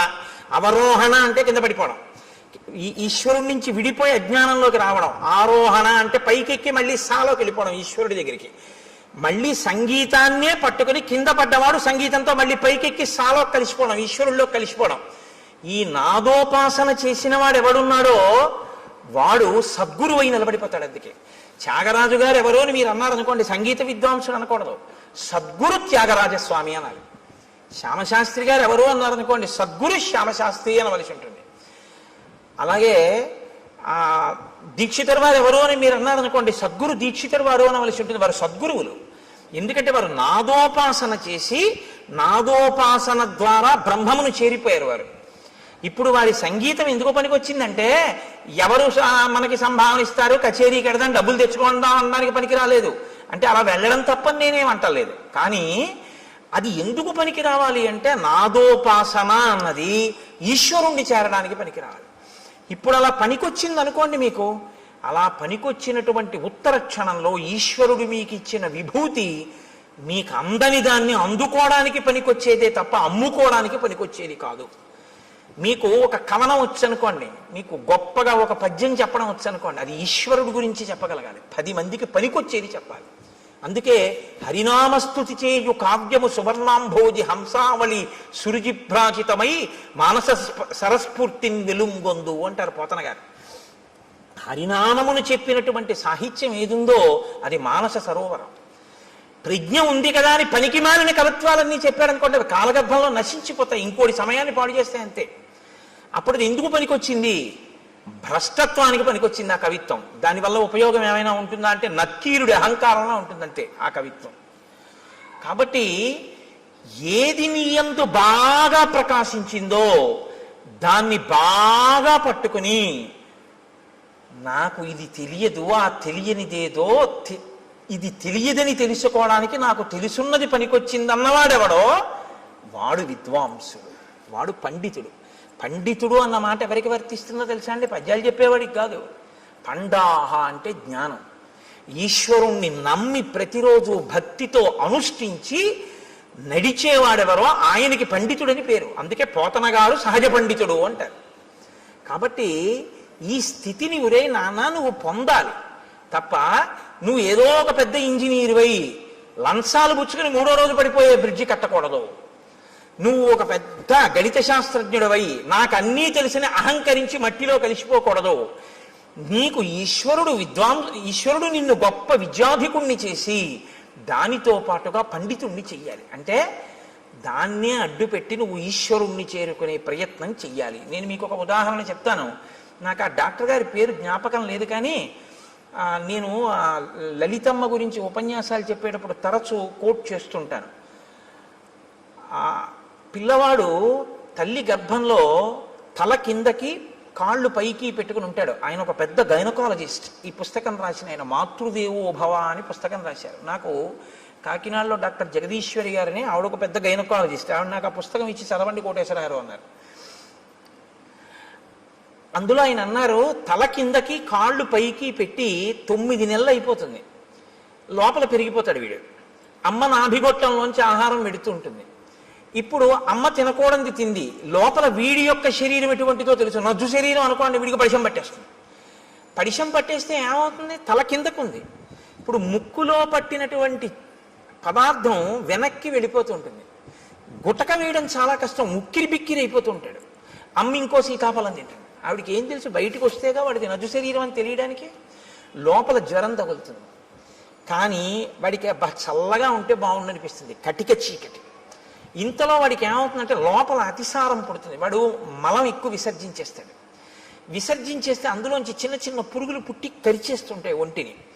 ఇలా పడి ఉంటాడు. తన మలమూత్రములు తన నోటి దగ్గరికి వచ్చేస్తుంటాయి, చెవుల్లో కెడుతుంటాయి. అందుకే గర్భస్థ నరకం అంటారు.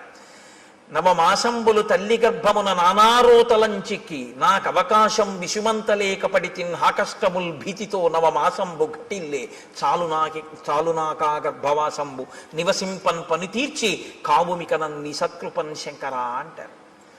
అప్పుడు ఈశ్వరుణ్ణి ప్రార్థిస్తాడు, నేను ఉండలేకపోతున్నాను ఈశ్వర, ఒక్కసారి ఈ శరీరంతో బయటికి వెళ్ళని, దీంతోటే నేను సేవించుకుని నీలో కలిసిపోతానంటాడు. ఈశ్వరుడు ఏం చేస్తాడంటే ప్రసూతి వాయు రూపంలో తల్లి యోనిలోంచి పైకి తోసేస్తాడు. ఇప్పుడు వచ్చి బయటపడతాడు. బయట పడగానే కటిక చీకట్లోంచి ఒక్కసారి పెద్ద వెలుతురులోకి వస్తాడు. ఇప్పటి వరకు తానేమి చూడలేదు. అంతంత ప్రాణులు ముక్కుకి గుడ్డగట్టుకుని డాక్టర్ గారు, అమ్మ, పెద్ద కడుపు, ఎవరెవరో మనుషులు, పెద్ద పెద్ద దీపాలు, గోడలు. వాడి ఇంటి కన్ను ఇలా విప్పి చూసేటప్పటికి ఆ వెలుతురు తట్టుకోలేక, వాతావరణాన్ని తట్టుకోలేక ఉత్తర క్షణంలో వాడి హృదయ స్పందన ఆగిపోతుంది. వాడి ఊపిరితిత్తులు ఇలా ఇలా ఇలా ఇలా అంటున్నవి ఇలా అయిపోతాయి. జీర్ణ వ్యవస్థ ఇలా సంకోచించిపోయి వాడి శరీరంలో ఉన్న మలమంతా గడ్డకట్టి వాడి ప్రాణోత్క్రమణం అయ్యే స్థితి వస్తుంది. వస్తే ప్రపంచంలో ఇప్పటి వరకు ఎక్కడా తయారు కానటువంటి పదార్థం, నా కడుపున పుట్టిన బిడ్డ అని అమ్మవాడిని చూసుకుని మురిసిపోతుంది. అమ్మ మురిసిపోయి తన స్తన్యాన్ని తీసి వాడి నోట్లో పెట్టగానే ఎలా ఊరుతుందో ప్రపంచంలో ఎవ్వరికీ తెలియదు. కోలోస్ట్రం అనబడేటటువంటి ఒక పసుపచ్చటి జిగురు పదార్థం అమ్మ స్తన్యంలోంచి కొడుకు నోట్లోకి ఎడుతుంది. దాన్ని చప్పరిస్తాడు అంతే. ఊపిరితిత్తులు పనిచేసి, గుండె పనిచేసి, జీర్ణావయం పనిచేసి నల్లటి మలం విసర్జించగలిగిన శక్తి వస్తుంది. వచ్చి పిల్లాడు బతుకుతాడు. పిల్లాడు బ్రతకడానికి కావలసినటువంటి ఆ కోలోస్ట్రం అనబడేటటువంటి పసుపచ్చటి పదార్థం పిల్లవాడు కాని పిల్ల కాని పుట్టగానే వాణ్ణి చూసుకోగానే నా బిడ్డ అన్న ఆనందం కలగగానే మాతృత్వపు ఆనందపు అంచుల వలన అమ్మ శరీరంలో ఉత్పత్తి అయి స్తన్యంలోంచి స్రవింపబడేటటువంటి పదార్థాన్ని నేను సాక్షాత్ జగన్మాతగా చూస్తున్నాను. ఆ కోలోస్ట్రం వల్ల ఈ లోకంలో ఇన్ని ప్రాణులు పుట్టి బతుకుతున్నాయి. నేను నేర్చుకున్న గైనకాలజీతో నేను తెలుసుకున్నది ఏమిటంటే ఆ కోలోస్ట్రం అన్న పదార్థంలో అమ్మవారు ఉంది అని రాసుకున్నాడు ఆయన ఆ పుస్తకంలో. ఇది ఆ డాక్టర్ గారి ధన్యతకి కారణం. తను చదువుకున్న గైనకాలజీ ఎందుకు పనికొచ్చిందంటే ఈశ్వరుణ్ణి తెలుసుకోవడానికి. ఈ ప్రాణులను మేము కాదు ఆపరేట్ చేస్తున్నది. ఇన్నాళ్ళకి ఒక పిల్లవాడు పుట్టాడు అంటే ఆ పిల్లవాడిని లోపల ఉంచినవాడు, పైకి తెచ్చినవాడు, బతికించినవాడు ఆ తల్లి జగన్మాత, ఆ పరాశక్తి. ఆ పరాశక్తి అమ్మ రూపంలో వచ్చి బతికించింది అని తను తెలుసుకుని నమస్కరించిన వాడు ఉన్నాడే, వాడు విద్వాంసుడు, వాడు పండితుడు. అందుకు పనికొచ్చింది ఆయన చదువు. ఆవిడ ప్రసవ వేదనతో అక్కడ కొట్టుమిట్టి ఆడిపోతుంటే డబ్బట్టుకొస్తే తప్ప ఆపరేషన్ చేయనన్న డాక్టరు దౌర్భాగ్యుడు. వాడి చదువు ఎందుకు పనికి వచ్చినట్టు? ఏం భయమా? రామాయణం చెప్పడానికి భయం ఏంటండి? నేను రామాయణం చెప్తున్నాను కదా. కాబట్టి నీ కొడుకు అలా కాకూడదు, నీ కూతురు అలా కాకూడదు అనుకుంటే ఒక్క డాక్టర్ అవ్వాలని కోరుకోకు. ఈ తత్వం తెలుసుకుని ఈశ్వరుడి యొక్క అనుగ్రహాన్ని చూసి ఇంకొక పిల్లాన్ని నేను అలా దర్శనం చేస్తున్నానని అర్ధరాత్రి కూడా సంతోషంగా వచ్చి 5 పైసలు అక్కర్లేదమ్మా, నీ మాతృత్వం చాలు నాకు పరాశక్తి దర్శనం అని పురుడు పోయగలిగినటువంటి డాక్టర్ కావాలని కోరుకుని రాయించు పలకలో. అందుకని ఏది చదవాలన్నా ఓం నమ శివాయ సిద్ధం నమః, మంగళప్రదమైన చదువు కావాలి అని మనం కోరుకుంటాం. లేకపోతే ఏమవుతుందో తెలుసా అండి? దీని రెండో కోణం అహంకారం. ప్రతిదానికి అహంకారమే. ప్రతి చిన్న విషయానికి అహంకరించడానికి ఏదైనా కనపడుతుంది. అహంకారం పోగొట్టుకోవడానికి ఏమీ ఉండదు. నేనెంతటి వాడినండి అనడం చాలా కష్టం. నేను ఇంతటి వాడినండి అనడానికి ఏదో ఒకటి చెప్పచ్చు కదండి. ఏదో ఒకటి చెప్పచ్చు ఇంతటి వాడిని అనడానికి. ఈ సోమస్య శక్రస్య సూర్యస్య చ యథావపు, అటువంటి అందమైన శరీరం ఉన్నవాణ్ణి, అంత అందమైన శరీరం ఈశ్వరుడిస్తే ఇలా ఎందుకు అయ్యావు? అలా అందంగా నువ్వు కనబడితే చాలు ఎదుటివాడి కంటికి కలిగినటువంటి బాధ తీరుతుంది. నిన్ను చూస్తే చాలా ఎంత అందంగా ఉన్నాడు అని. కానీ ఆయన ఏం చేసేవాడంటే చాలా చిత్ర విచిత్రమైన భయంకరమైనటువంటి వేషములలోకి మారేవాడు. కామరూపి కాబట్టి ఎవరూ ఊహించనంత ఘోరాతి ఘోరమైన రూపాన్ని తాను తీసుకుని ఈశ్వరుడిచ్చిన అందమైన రూపాన్ని వదిలిపెట్టి ఘోర రూపాలతో అరణ్యంలో ప్రాణులకు అకస్మాత్తుగా కనపడి వాళ్ళు భయపడిపోయి విహ్వలులై పడిపోతే, మరణిస్తే, బాధపడితే తను సంతోషించేవాడు. ఇది రాక్షస ప్రవృత్తి. పైకి అందం ఉండడం గొప్ప కాదు, లోపల అందం ఉండడం గొప్ప. పైకి అందం లేకపోవడం తప్పు కాదు, లోపల అందం ఉండడం గొప్ప. నా మాట బాగా పట్టుకున్నారో లేదో మీరు? యథాలాపంగా తీసుకున్నారో? పైకి అందం ఉండడం కాదు గొప్ప, లోపల అందం ఉండడం గొప్ప. పైకి అందం ఉండకపోవడం గొప్ప తప్పు కాదు, లోపల అందం ఉండడమే గొప్ప. చంద్రశేఖర పరమాచార్య స్వామి వారు ఇలా వెళ్ళిపోతున్నారు అనుకోండి, ఏమిటి ఆయన లోటో షూ వేసుకుంటారా, లేకపోతే విమల్ సూట్ వేసుకుంటారా, లేకపోతే ఆయన పెద్ద టై కట్టుకుంటారా, లేకపోతే ఫెయిర్ అండ్ లవ్లీ రాసుకుంటారా? ఆయన ఏముండవు. పాదచారి అయి ఓ కాషాయ వస్త్రం కట్టుకుని ఇలా తలమించి వేసుకుని, ఇంత విభూతి పుండ్రాలు పెట్టుకుని, ఇంత బొట్టు, అది కూడా గుండ్రంగా కూడా ఉండదు, అద్దుకున్నట్టు పెట్టేసుకుని, చేతిలో ఓ సత్యదండం పట్టుకుని, ఆయన ఓ కమండలం పట్టుకుని గబ్బ గబ్బ గబ్బ గబ్బ నడిచి వెళ్ళిపోతుంటారు. ఇప్పుడు నేను ఇలా చెప్తుంటే ఆయన ఇలా వచ్చారనుకోండి, అకస్మాత్తుగా ఉంటుందా నా రామాయణ ప్రసంగం? లేచి గభాలన ఒక్కసారి స్వర్ణదండం పడ్డట్టు దెబ్బ తగిలితే తర్వాత చూద్దామని కింద పడిపోతానంతే. మీరంతే లేచి సభంతా కింద పడిపోతుంది. ఏ అందం చూసి గౌరవించారు? అందం కాదు, లోకాన్నంతటినీ రక్షించడం కోసం ఆయన చేసినటువంటి ప్రయత్నం. శంకరాచార్యుల వారి తర్వాత ఆసేతు హిమాచల పర్యంతం తిరిగి జ్ఞానబోధ చేసిన మహాపురుషుడైన కారణం చేత. కాబట్టి మీరు ఆయన పాదాల మీద పడిపోతారంతే. ఇప్పుడు అందం గొప్పదా, పై అందం గొప్పదా? లోపలి అందం గొప్పది. లోపలి అందం ఎక్కడుంటుందో అది లోకాన్ని ఉద్ధరిస్తుంది. పై అందం జర్జరీభూతం అయిపోతుంది, కొన్నాళ్ళకు పోతుంది. పైగా దాన్ని సద్వినియోగం చేయకపోతే నీకు ప్రమాదహేతువై కూర్చుంటుంది. కాబట్టి చూశారు, పై అందంతో లోపలి అందం పెంచుకోలేదు, పై అందంతో లోపల అందవికారం పెంచుకున్నాడు. లోపలి అందవికారం పై అందాన్ని కూడా తీసేసింది. ఇదే నేను మీతో మనవి చేసింది. అక్షరాభ్యాసము అన్నది మూఢనమ్మకములు, చాదస్తములు. నేను మీతో ఒకరోజు మనవి చేశాను. ఒక ఆయన ఆవును చంపేద్దాం అనుకున్నాడు. ఆవును చంపేయి అన్నాడు అనుకోండి, బుద్ధుందా లేదా అంటారు. కాబట్టి ఆవును చంపేయి అనకుండా ఏమన్నాడంటే ఆ పులిని చంపేయి అన్నాడు. ఇప్పుడు చూడటం లేదు మీరు, అది ఆవో పులో మీరు చూడలేదు. పులిని చంపేయన్నారు. అయ్యి బాబాయ్ మీద పడిపోతుంది కాబట్టి చంపేయమన్నాడు అనుకున్నారు. ఆ పావును చంపేయాలి, పావు కాబట్టి చంపేయమన్నాడు అనుకున్నారు. ఆయన ఆవును చంపేశాడు. ఆవుని తెలుసు, పావును చంపేయి అని చంపించేశాడు. ఆవు అని చెప్తే అది పవిత్రం కాబట్టి చంపడానికి ఒప్పుకోరని. సనాతన ధర్మాన్ని వదిలేయని చెప్పలేక మూఢ విశ్వాసాలు వదిలేయని చెప్తున్నారు. ఆవును చంపేయని చెప్పకుండా పావును చంపేయని చెప్పినట్టు. అక్షరాభ్యాసం మూఢనమ్మకం అంటే ఇదిగో ఇందుకే పనికొస్తాం, కబంధుడు కావడానికి పనికొస్తాం. అక్షరాభ్యాసం ఎందుకు చేస్తారంటే నీకున్నటువంటి ఈశ్వర విభూతి లోకకంటకం కాకుండా నిన్ను రక్షించి ఈశ్వరానుగ్రహం అని నువ్వు గుర్తెరగడానికి పనికొస్తుందని. లేకపోతే నిన్ను ఎక్కడ పడితే అక్కడే ప్రమాదం తీసుకొస్తావు ఈ విభూతితోటి. ఇది నా యందు దోషభూయిష్టమైంది. నేను ఒకానొకనాడు అరణ్యంలో ఘోరమైన రూపంతో స్థూల శిరస్కుడు అనబడేటటువంటి ఒక ఋషికి కనపడ్డాను. ఆయన కందమూలములు ఏరుకుంటున్నారు. ఆయన ఋషి.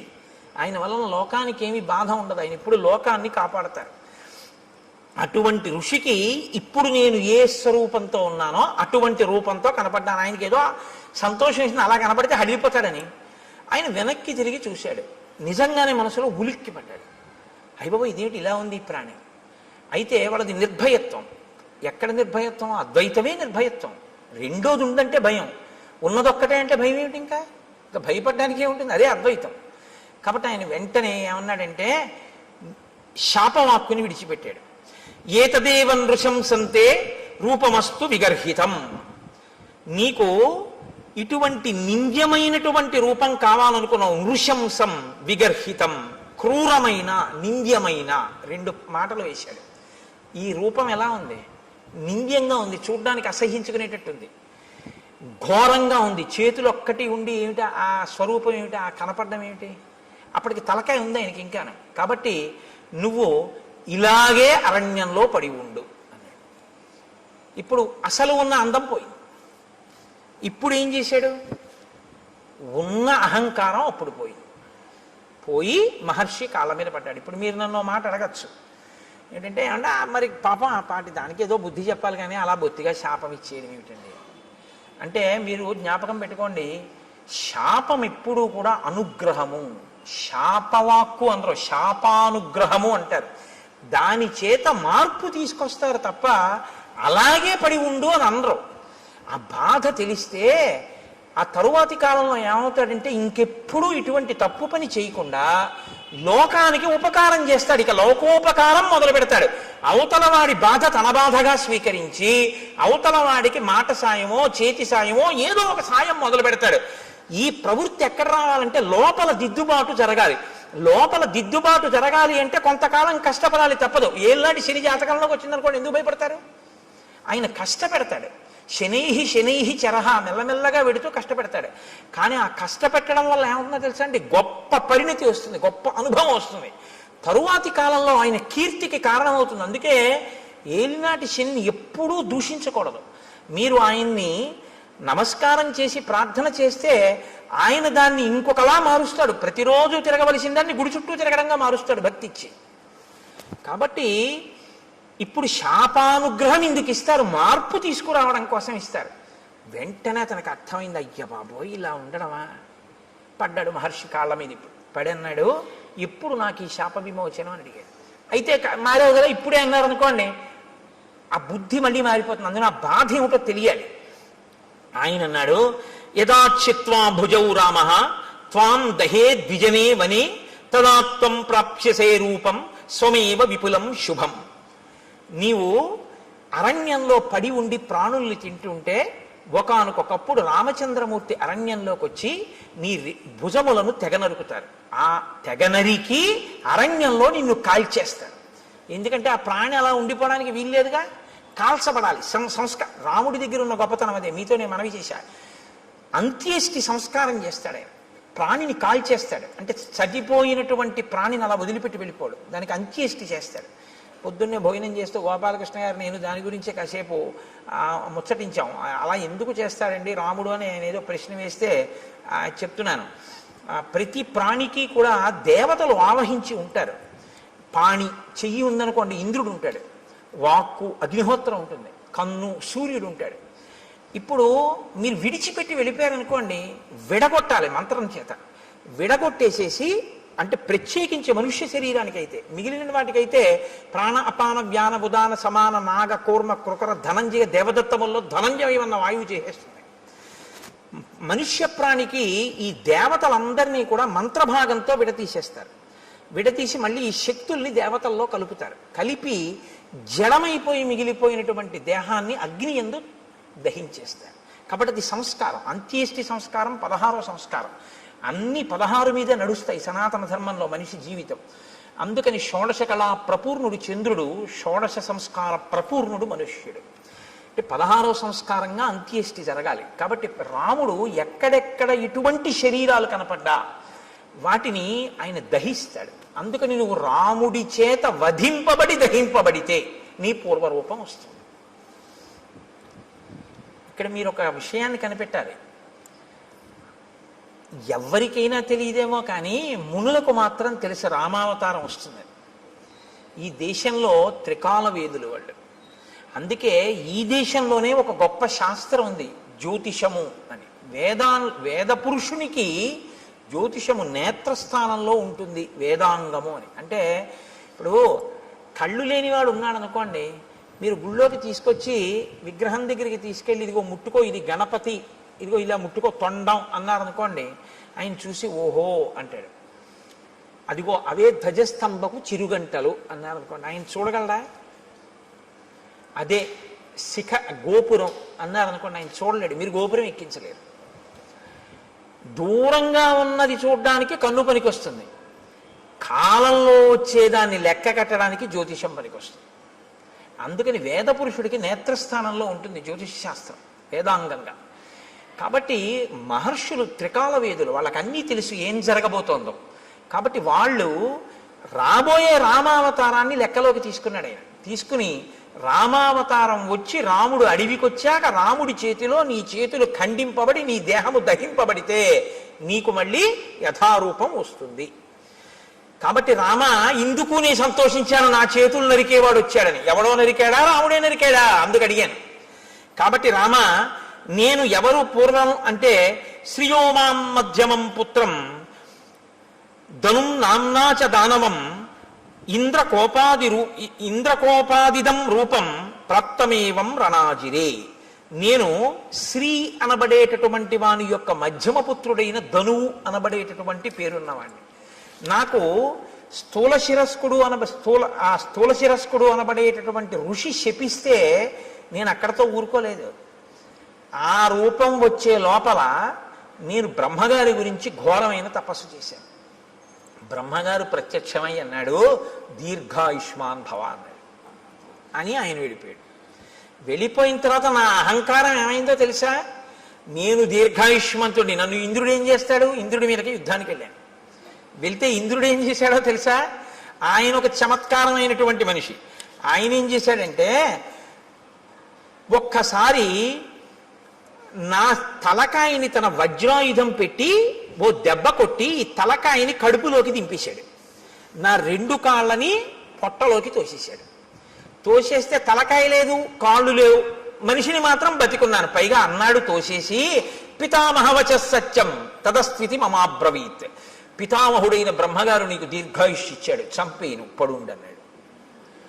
అప్పుడు నేనన్నాను, అయ్య బాబోయ్, పితామహుడు ఇచ్చాడు వరం బానే ఉంది, అహంకారంతో నేనేదో సాధించాననుకున్నవి ఇలాగే వస్తాయి తిరిగి.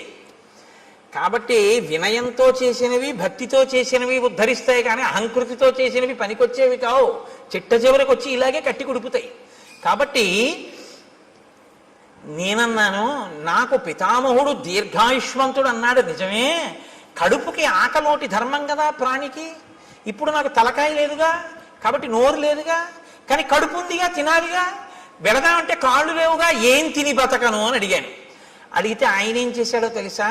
ఏవముక్తస్తు మే శక్రో బాహు యోజనమాయతౌ ప్రాదాదాస్యంచమే కుక్షౌ తీక్షణ దంస్త్రం అకల్పయత్. నాకు పెద్ద పెద్ద కోరలు పెట్టి, నా గుండెల దగ్గర కన్ను పెట్టి, నాకు యోజనమంత పొడుగైన చేతులు ఇచ్చి, నువ్వు బతకవలసింది దీర్ఘాయుష్మంతుడవై బతికుండడానికే తప్ప అంతకన్నా ఎందుకురా నువ్వు బతికుండి నువ్వేం చేయాలి లోకానికి? అని నీ చేతులతో తడువుకు తింటుండు పడుండు అన్నాడు. అంటే దారుణమైన జన్మ ఏదో తెలుసా అండి? తినడానికి బతికే జన్మ కదండి. ఇప్పుడు అంతిమంగా తీర్పు ఎక్కడికి వచ్చింది? ఆయన దీర్ఘాయుష్మంతుడు దేనికి? తింటాడు, బతుకుతాడు. ఎందుకు బతుకుతాడు? తినడానికి బతుకుతాడు, అంతే. ఎక్కడికి వెళ్ళడం, ఏమీ చెయ్యడు. ఈశ్వరుడి గురించి ఏమీ తెలుసుకోక్కర్లేదు, ఓపిక ఉన్నా ఏమీ చేయక్కర్లేదు. ఓపిక ఉన్న రోజుల్లో భోగాలకి, పెద్దవాడైపోయిన తర్వాత ఉన్న ఓపిక ఎక్కడ పోతుందో అని ఈశ్వరుడి దగ్గరికి వెళ్ళడం. మీరు లోకం పోకడ ఎలా ఉంటుందో తెలుసా అండి? ఇప్పుడు ఎందుకండి అంటాడు. ఏమండి రామాయణానికి వెళ్ళొద్దాం ఏంటి అన్నాడు అనుకోండి ఎవడైనా. ఏంటండి ఇప్పటి నుంచి రామాయణం అవన్నీ, మరి ఎప్పుడండి అని మీరు అడిగారు అనుకోండి, రిటైర్ అయిపోయాక. రిటైర్ అయిపోయిన తర్వాత కూడా నువ్వు ఉంటావని ఎవరన్నా రాసిచ్చారా నీకు బాండ్ పేపరు? దంతంబుల్ పడనప్పుడే తనువుయందు ఆరూఢియున్నప్పుడే కాంతాసంఘము రోజనప్పుడే జరాక్రాంతంబు కానప్పుడే వింతల్మేన చరించునప్పుడే కురుల్ వెల్వెల్ల కానప్పుడే చింతింపన్వల మీ పదంబుజములం శ్రీకాళహస్తీశ్వర. ఇంకా నువ్వేం చేస్తావు? 60 ఏళ్ళు వచ్చేసి రిటైర్ అయిపోయిన తర్వాత అప్పుడు పూజపీఠ మీదకి వెళ్ళి కూర్చుని ఆ చెమ్యా అంటే నీకు తెలియదు. ఓ గుళ్ళోకి వెళ్ళి మంత్రపుష్పానికి ముందు నీళ్ళు వస్తే తీర్థం కింద గుచ్చేసుకుంటూ ఉంటాడు లోపలికి. ఎందుకంటే మంత్రపుష్పం ముందు చేయగడుక్కోమని వేశారు చేతిలో, ఆయనకి తెలియదు. అప్పుడు మళ్ళీ అర్చక స్వామి అయ్యో తాగేకండి అయ్యాలాగా తీర్థంగాలు చేయగడుక్కోండి అంటే అప్పుడు ఆ చేతి నీళ్లు తీసుకెళ్ళి ఆయన పళ్ళల్లోనే కడిగేస్తాడు. అంటే అదో వాష్ బేసిన్ అనుకుంటాడు. అమ్మ బాబు నా అదృష్టం రా, ఇలాంటి భక్తుడు వచ్చాడు ఇవ్వాలని ఆయన అనుకోవాలి. లేరని మీరు అనుకుంటున్నారా? ఎక్కడిది ఈ అజ్ఞానం? ఓపికండగా ఆర్జించడానికి తినడానికి తప్ప ఈశ్వరుడు గురించి తెలుసుకోవడానికి పనికిరాలేదు. ఒక్కొక్కడి జీవితం అసలు అలాగే తెల్లారిపోయింది. అసలు ఎప్పుడు దేనికి అంటే తినడం. తింటుంటాడు అది తింటుందో రోజున. చెప్పానుగా, అన్నం అంటే తినున్నది, మన చేత తినబడున్నది, మనని తినున్నది, 2 అర్థాలు. కాబట్టి అది తినేస్తుందో రోజు అయిపోయింది అంతే. కాబట్టి నీకు దీర్ఘాయుష్యే కదరా కావాలి. దానికి ఓ నోరు చాలు, ఆహారాన్ని చూసుకోవడానికి ఓ కన్ను చాలు, వెతుక్కు లాక్కోవడానికి ఓ 2 చేతులు చాలు. నువ్వు ఎక్కడికి వెళ్ళాలి? ఓ గుడికి వెళ్ళాలా, గోపురానికి వెళ్ళాలా? ఉంటే భయపెడతావు ఎక్కడికన్నా వెడితే.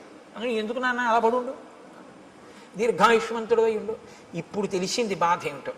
ఎందుకు చేశానా తపస్సు, ఎందుకు వెళ్ళానా ఇంద్రుడి మీదకి, ఎందుకు కనపడ్డానా ఋషికలాగా అని ఏడుస్తూ ఇన్ని వేల సంవత్సరాల నుంచి ఇక్కడ పడున్నా. అలా వస్తే తడువుకోను తిన్నాం. ఎప్పుడు నరికేస్తాడా ఈ చేతులను చూస్తూ కూర్చున్నాను రామా. ఇప్పుడు నువ్వు ఈ చేతులు నరికి ఒళ్ళు కాల్చేయి. ఎంత తొందరపడిపోయాడో తెలుసా అండి? సూర్యాస్తమయం అయిపోతోంది, అలిసిపోయిన రథాలతో వెళ్ళిపోతున్నాడు సూర్యుడు. సూర్యాస్తమయం అయితే కాల్చవు నువ్వు, ధర్మం. రామచంద్రమూర్తి చెయ్యడు అంచేసి సూర్యాస్తమయం అయితే. కాబట్టి అవ్వకుండా తొందరగా నన్ను ఒక గొయ్యి తీయించి అందులో పడేసి భూమి మీద పడుకోబెట్టి అంటించడానికి ఏం కుదరదు, అంత పెద్ద రాక్షసాకారం అది. ఇప్పుడు గోతిలో పారేసి దాని నిండా కట్టెలు పారేసి అగ్నిహోత్రం వెలిగించేస్తే నేనేం తొందరగా కాలుతాను అనుకుంటున్నావా? కదలిక లేదు కదండి, ఫ్యాట్ ఎలా డైల్యూట్ అవుతుంది? కాబట్టి ఒళ్ళంతా నీతి ముద్దలా కొవ్వు పట్టేసింది. ఇప్పుడు కొవ్వు పట్టాన కాలదు, అది అలా కాలుతూనే ఉంటుంది. అందుకే కొవ్వొత్తి తొందరగా కాలిపోతున్నాయండి. దీపారాధనలో ఒత్తి కాలిపోయినట్టు కాలదు, అలా కొవ్వు కరుగుతూ దీపం అలా కిందకు వస్తూ ఉంటుంది. ఆ కొవ్వు అంతా కాలాలి. కాబట్టి రామ చాలాసేపు పడుతుంది నా ఒళ్ళు కాలిపోవడానికి. అందుకని తొందరగా ఓ గొయ్యి తవ్వించి తోసేసి కాల్చేయి. నాకు ఇప్పుడు ఈ శరీరంతో ఉంటే స్మృతి ఉండదు. నా అసలు శరీరం నాకు వచ్చేస్తే నాకు దివ్య స్మృతి కలుగుతుంది, ఎక్కడ ఏం జరిగిందో తెలుసుకోగలను. అప్పుడు నీ భార్యను ఎవరు అపహరించారో నేను చెప్తాను, నీకు నేను ఆ సాయం చేస్తాను. ఇత పూర్వం ఎప్పుడైనా అన్నాడండి ఇలాంటి మాటలు? ఎవడన్నా మంచిగా ఉంటే వాడిని బాధ పెట్టాడు. ఇప్పుడు అవతల వాడి బాధలో ఆ శరీరం వస్తే వెంటనే నీకో మాట సాయం చేస్తానంటున్నాడు. ఈ మార్పు కోసం శాపానుగ్రహం ఇస్తాడు. మీరు బాగా పట్టుకుంటే ఋషులు ఏదో తపస్సు ఉంది కదా అని శాపవాక్కు విడిచిపెట్టరు, వాళ్ళ తపస్సు పోతుంది. పోన్లేరా ఒకరిని మార్చాను, ఇప్పుడు ఆయన పనికొచ్చాడు. అందుకని ఇప్పుడు ఏమయ్యాడు? కబంధ మహాత్మనః. ఈ కబంధుడు మహాత్ముడు అన్నారు వాల్మీకి మహర్షి. ఎందుకంటే మార్పు ఎక్కడొచ్చిందో వాడు చాలా గొప్పవాడు. ఈ మార్పు రాకపోతే వాడు లోకకంటకుడై కూర్చుంటాడు. కాబట్టి రామ నువ్వు చేచ్యతే సమరే బాహు తదా స్వర్గం గమిష్యసి. ఇంద్రుడు కూడా ఏమన్నాడంటే నీ 2 బాహువులు రాముడు ఎప్పుడు తరిగేస్తే అప్పుడు మళ్ళీ స్వర్గానికి వెళ్తూగానే అలా పడుండి అన్నాడు. అందుకని తొందరగా నాకు అంత్యేష్టి సంస్కారం చేసేసి. సరే, లక్ష్మణుణ్ణి పిలిచాడు, గుణపం ఇచ్చాడు, గొయ్యి తవ్వించాడు, శరీరాన్ని తోసేశాడు. ఏనుగులు విరిచినటువంటి కొమ్మలు ఎండిపోతే ఏర్పడిన ఎండుకర్రలు. మహర్షి అమ్మో వాల్మీకి రామాయణం అండి ఎంత జాగ్రత్తగా రచన చేస్తారో తెలుసా? అంత పెద్ద శరీరాన్ని అంత పెద్ద గోతిలో వేస్తే అంత పెద్ద శరీరం కాల్చడానికి ఎన్ని కట్టెలు కావాలి, ఎక్కడి నుంచి ఏరి పట్టుకొచ్చారు సూర్యాస్తమయం లోపల అని మీరు నేను అంటామేమో. అక్కర్లేని ఇలాంటివి తీయడం మనంత గొప్పవాళ్ళు ఉండరు. కాబట్టి ఏనుగుల గుంపులు తిరుగుతాయి అక్కడ. వాటి పని ఏమిటంటే వాటికి తొండం ఖాళీగా ఉండదు, కొమ్మలు విరిచేస్తుంటాయి. ఆ విరిచేసినటువంటి కొమ్మలు కింద పడిపోయి ఎండిపోయి. కాబట్టి ఇప్పుడు ఆ పెద్ద పెద్ద కొమ్మలన్నీ తీసుకొచ్చి రామచంద్రమూర్తి ఆ గోతులో పడేశారు, లక్ష్మణమూర్తి ఆ గోతులో పారేసి ఇప్పుడు కబంధుణ్ణి కాల్చేస్తున్నారు. ఈ కబంధుడి దగ్గరే ఈ కబంధుడు కాలిపోతే సీతమ్మ తల్లిని పట్టుకోవడానికి, సీతమ్మ తల్లిని అన్వేషించడానికి పెద్ద శుభవార్త దొరుకుతుంది. హనుమ ప్రవేశించడానికి ఇంకా కథకి రంగం సిద్ధం అవుతోంది. ఇంకిక్కడి నుంచి కిష్కింధకాండకి పునాది పడుతోంది. ఇక్కడి నుంచి హనుమత్ ప్రవేశం ప్రారంభం అవుతోంది అనమాట. కాబట్టి ఇప్పుడు నాయనా నువ్వు నా శరీరాన్ని అంటించేయి. ఇప్పుడు ఆ ఏనుగులు విరిచేసినటువంటి ఎండిపోయిన కొమ్మలు తెచ్చి గోతిలో పడేసి అంటించేశారు ఆ శరీరాన్ని. అంటించేస్తే మెల్లమెల్లగా కాలింది అన్నారు. కొవ్వు పట్టి ఉంది కదండి. అప్పుడు కూడా హ్యూమన్ ఎనాటమీ బాగా తెలుసు అనమాట. అంటే కదలకుండా ఎక్కువ తినేస్తే కొవ్వు పట్టేస్తుంది. వాడు దీర్ఘాయుష్మంతుడు కాబట్టి హార్ట్ బ్లాక్ లేదు వాడికి. కాబట్టి ఆయనలోంచి ఇప్పుడు ఒక దివ్యమైనటువంటి స్వరూపం ఒకటి బయటికి వచ్చింది. తతశ్చితాయా వేగేన భాస్వరో విమలాంబర ఉత్పపాతాశు సంహృష్ట సర్వ ప్రత్యంగభూషణ విమానే భాస్వరే తిష్టన్ హంసయుక్తే యశస్కరే ప్రభయాచ మహాతేజ దిశో దశ విరాజయన్. దశ దిశలు వెలిగిపోయేటట్టుగా హంసలు పూంచినటువంటి రథం మీద తెల్లటి వస్త్రములు ధరించి అంగ ప్రత్యంగములన్నీ కూడా సువర్ణ మణిబయబోయినటువంటి భూషణముల చేత అలంకరింపబడినటువంటి వాడై వెలిగిపోతున్న పగిది ఒక్కసారి ఆ కబంధుడు మళ్ళీ పూర్వస్వరూపంతో ఆ రథంలో కూర్చుని కనపడ్డాడు. కనపడి ఒక్క క్షణం ఇలా కళ్ళు మూసుకుని ఆలోచించాడు. ఆలోచించి అన్నాడు, రామ, నేను ఆలోచించగా మీకు కలిగినటువంటి కష్టానికి ఒక విషయం అర్థమవుతోంది. దశాభాగగతో హీనః త్వం హి రామః సలక్ష్మణః యత్కృతే వ్యసనం ప్రాప్తం త్వయా దార ప్రదర్శనం. మీరు దుర్దశ యొక్క ఫలితాన్ని అనుభవిస్తున్నారు. అందుకే భార్య దూరం అయిపోయింది. మీ ఇద్దరికి జాడ తెలియట్లేదు. ఎంత నడుస్తున్నారో కూడా తెలియనంత దూరం నడిచి కష్టపడి వెతుకుతున్నారు. ఇప్పుడు ఇలా వెతికి తిరిగి ప్రయోజనం లేదు. మీకు సాయం చెయ్యగలిగిన మిత్రుడు ఒకడు కావాలి. ఒక గొప్ప మిత్రుడు. ఆయన ఎటువంటి వాడై ఉండాలి?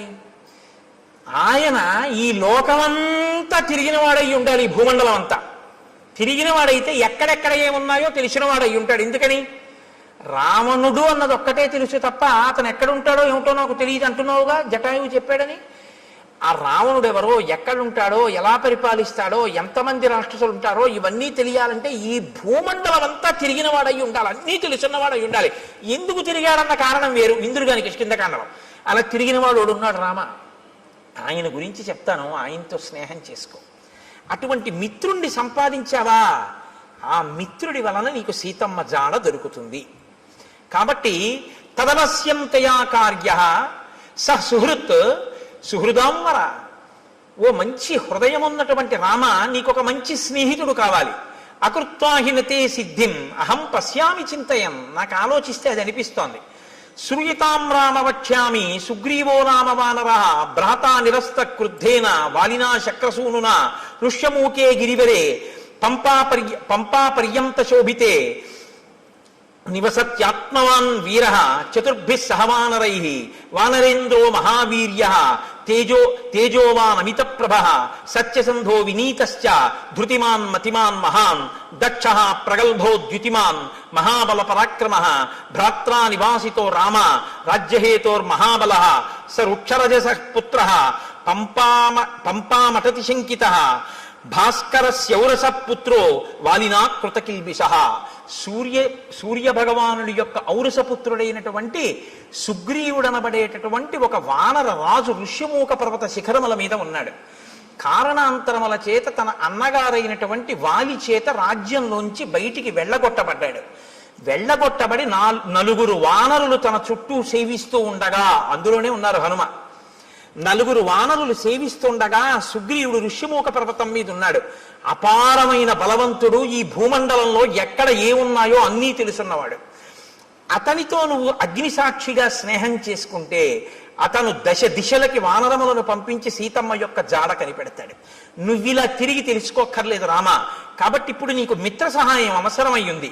అతను మహాబలపరాక్రమములు కలిగినటువంటి వాడు, గొప్ప వీర్యవంతుడు, వానరేంద్రుడు, తేజస్సున్నవాడు, సత్యసంధుడు, నీతి కలిగినటువంటి వాడు, పట్టుదల ఉన్నటువంటి వాడు, మంచి మతి కలిగినటువంటి వాడు, దక్షత కలిగినటువంటి వాడు, కాంతి కలిగినటువంటి వాడు. అటువంటి వాడితో నువ్వు స్నేహం చేసుకుంటే ఆయన నీ కార్యంలో సాయం చేస్తాడు. కాబట్టి ఆ వృక్షరజస్సు యొక్క కుమారుడైనటువంటి సుగ్రీవుడితో నువ్వు వెంటనే స్నేహం చేసుకోవడానికి ఋష్యమూక పర్వతానికి బయలుదేరు. ఆ ఋష్యమూక పర్వతం ఎక్కడుంది అంటావేమో, నీకు దారి చెప్తాను చూడు. రామాయణం ఎంత ఆప్యాయంగా ఉంటుందో తెలుసా అండి. హైదరాబాదు ఎప్పుడు ఆయన వెళ్ళలేదు. ఆయన కొడుకుని మొదటిసారి పంపిస్తున్నాడు ఉద్యోగానికి. హైదరాబాదు వెడుతున్నటువంటి కొడుకుని కంగారుగా తీసుకొచ్చి రైలు ఎక్కించడంలో ఆయనకి కట్టిన మినపరొట్టె తేవడం మర్చిపోయాడు తండ్రి. ఎప్పుడూ హైదరాబాదు వెళ్ళే అలవాటు ఉన్నటువంటి మేనమామ గారు వచ్చాడు స్టేషన్కి.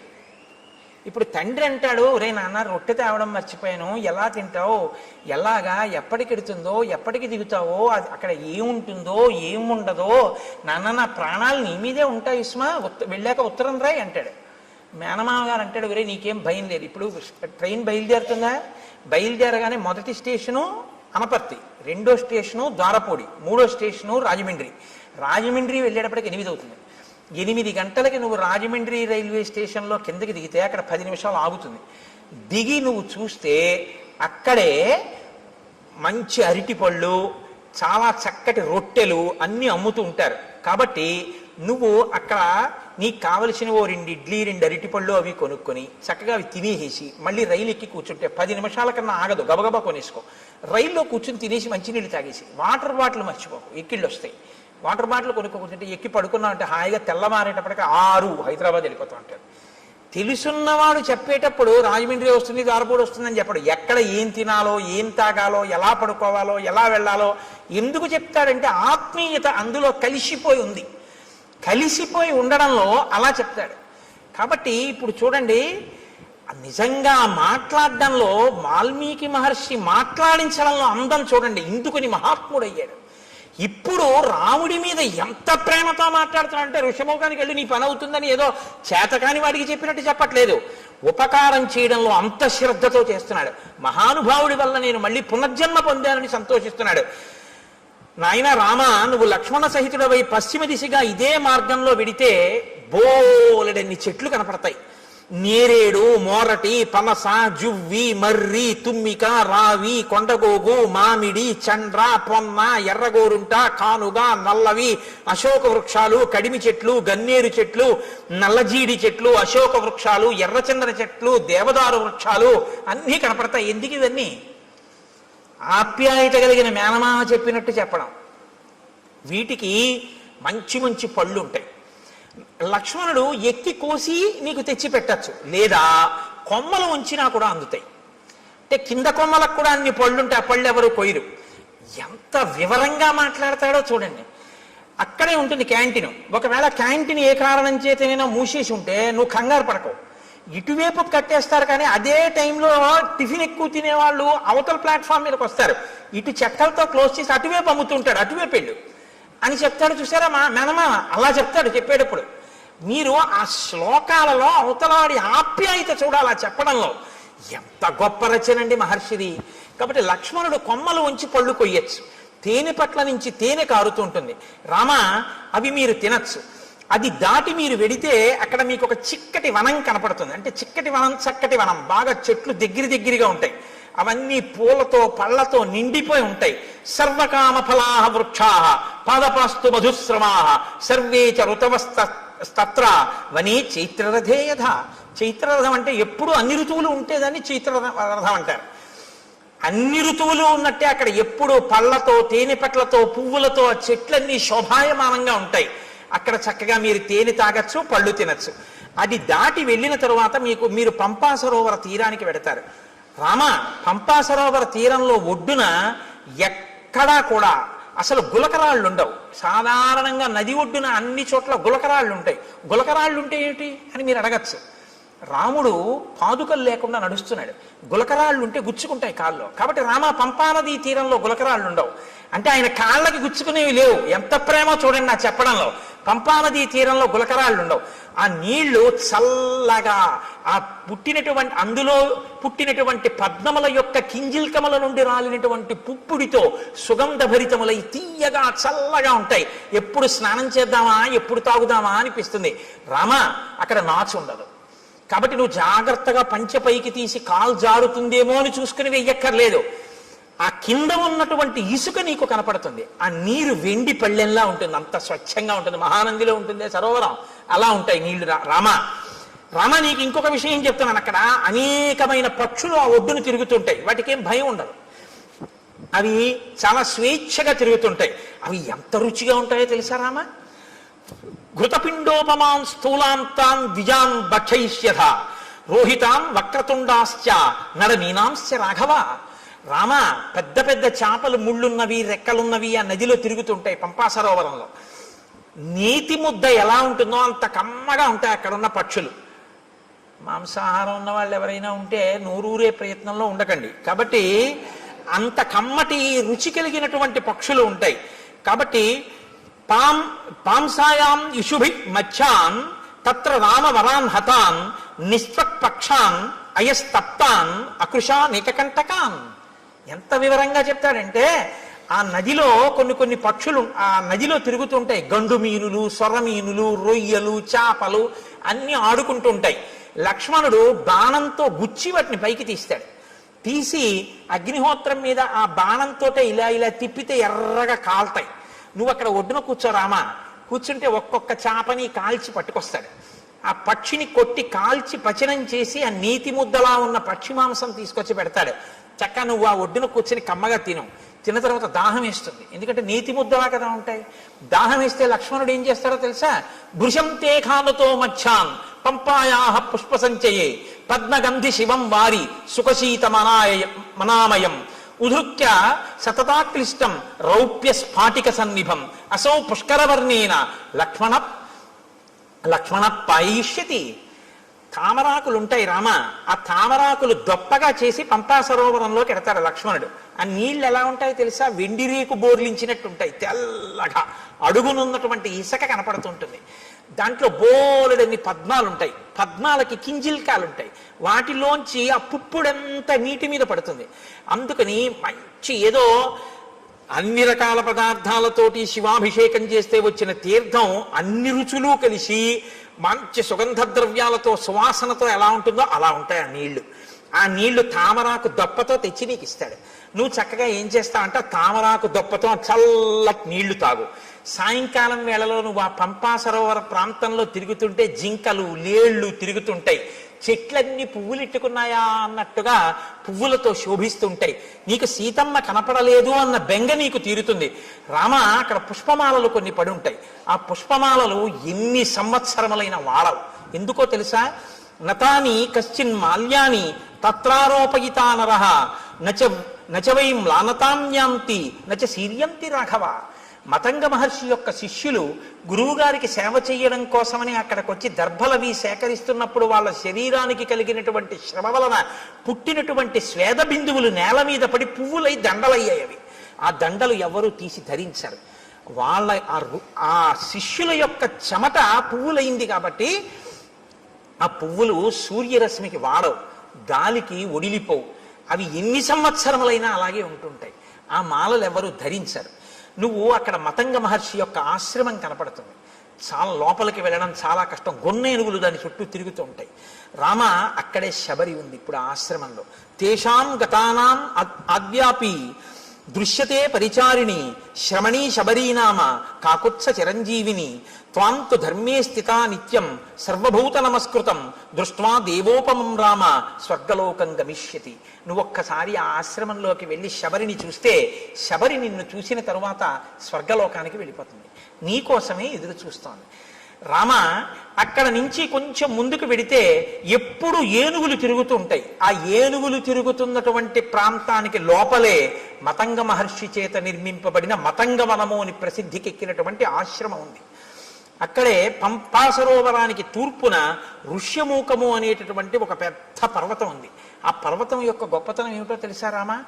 ఋష్యమూకస్య పంపాయా పురస్తాత్ పుష్పిత ద్రుమః సుదుఃఖారోహణో నామ శిశు నాగాభిరక్షిత ఉదారో బ్రహ్మణా చైవ పూర్వకాలే వినిర్మిత శయాన పురుషో రామ తస్య శైలస్య మూర్ధని యత్ స్వప్నే లభతే విత్తం తత్ప్రబుద్ధోది గచ్చతి నత్వేనం విషమాచార పాపకర్మాధిరోహతి ఎస్తుతం విషమాచార పాపకర్మాధిరోహతి తత్రైవ ప్రహరంత్యేనం సుప్త ఆదాయ రాక్షసా తత్రాపి శిశునాగానాం ఆక్రంధ శ్రూయతే మహాన్ క్రీడతాం రామ పంపాయాం మతంగారణ్యవాసినాం.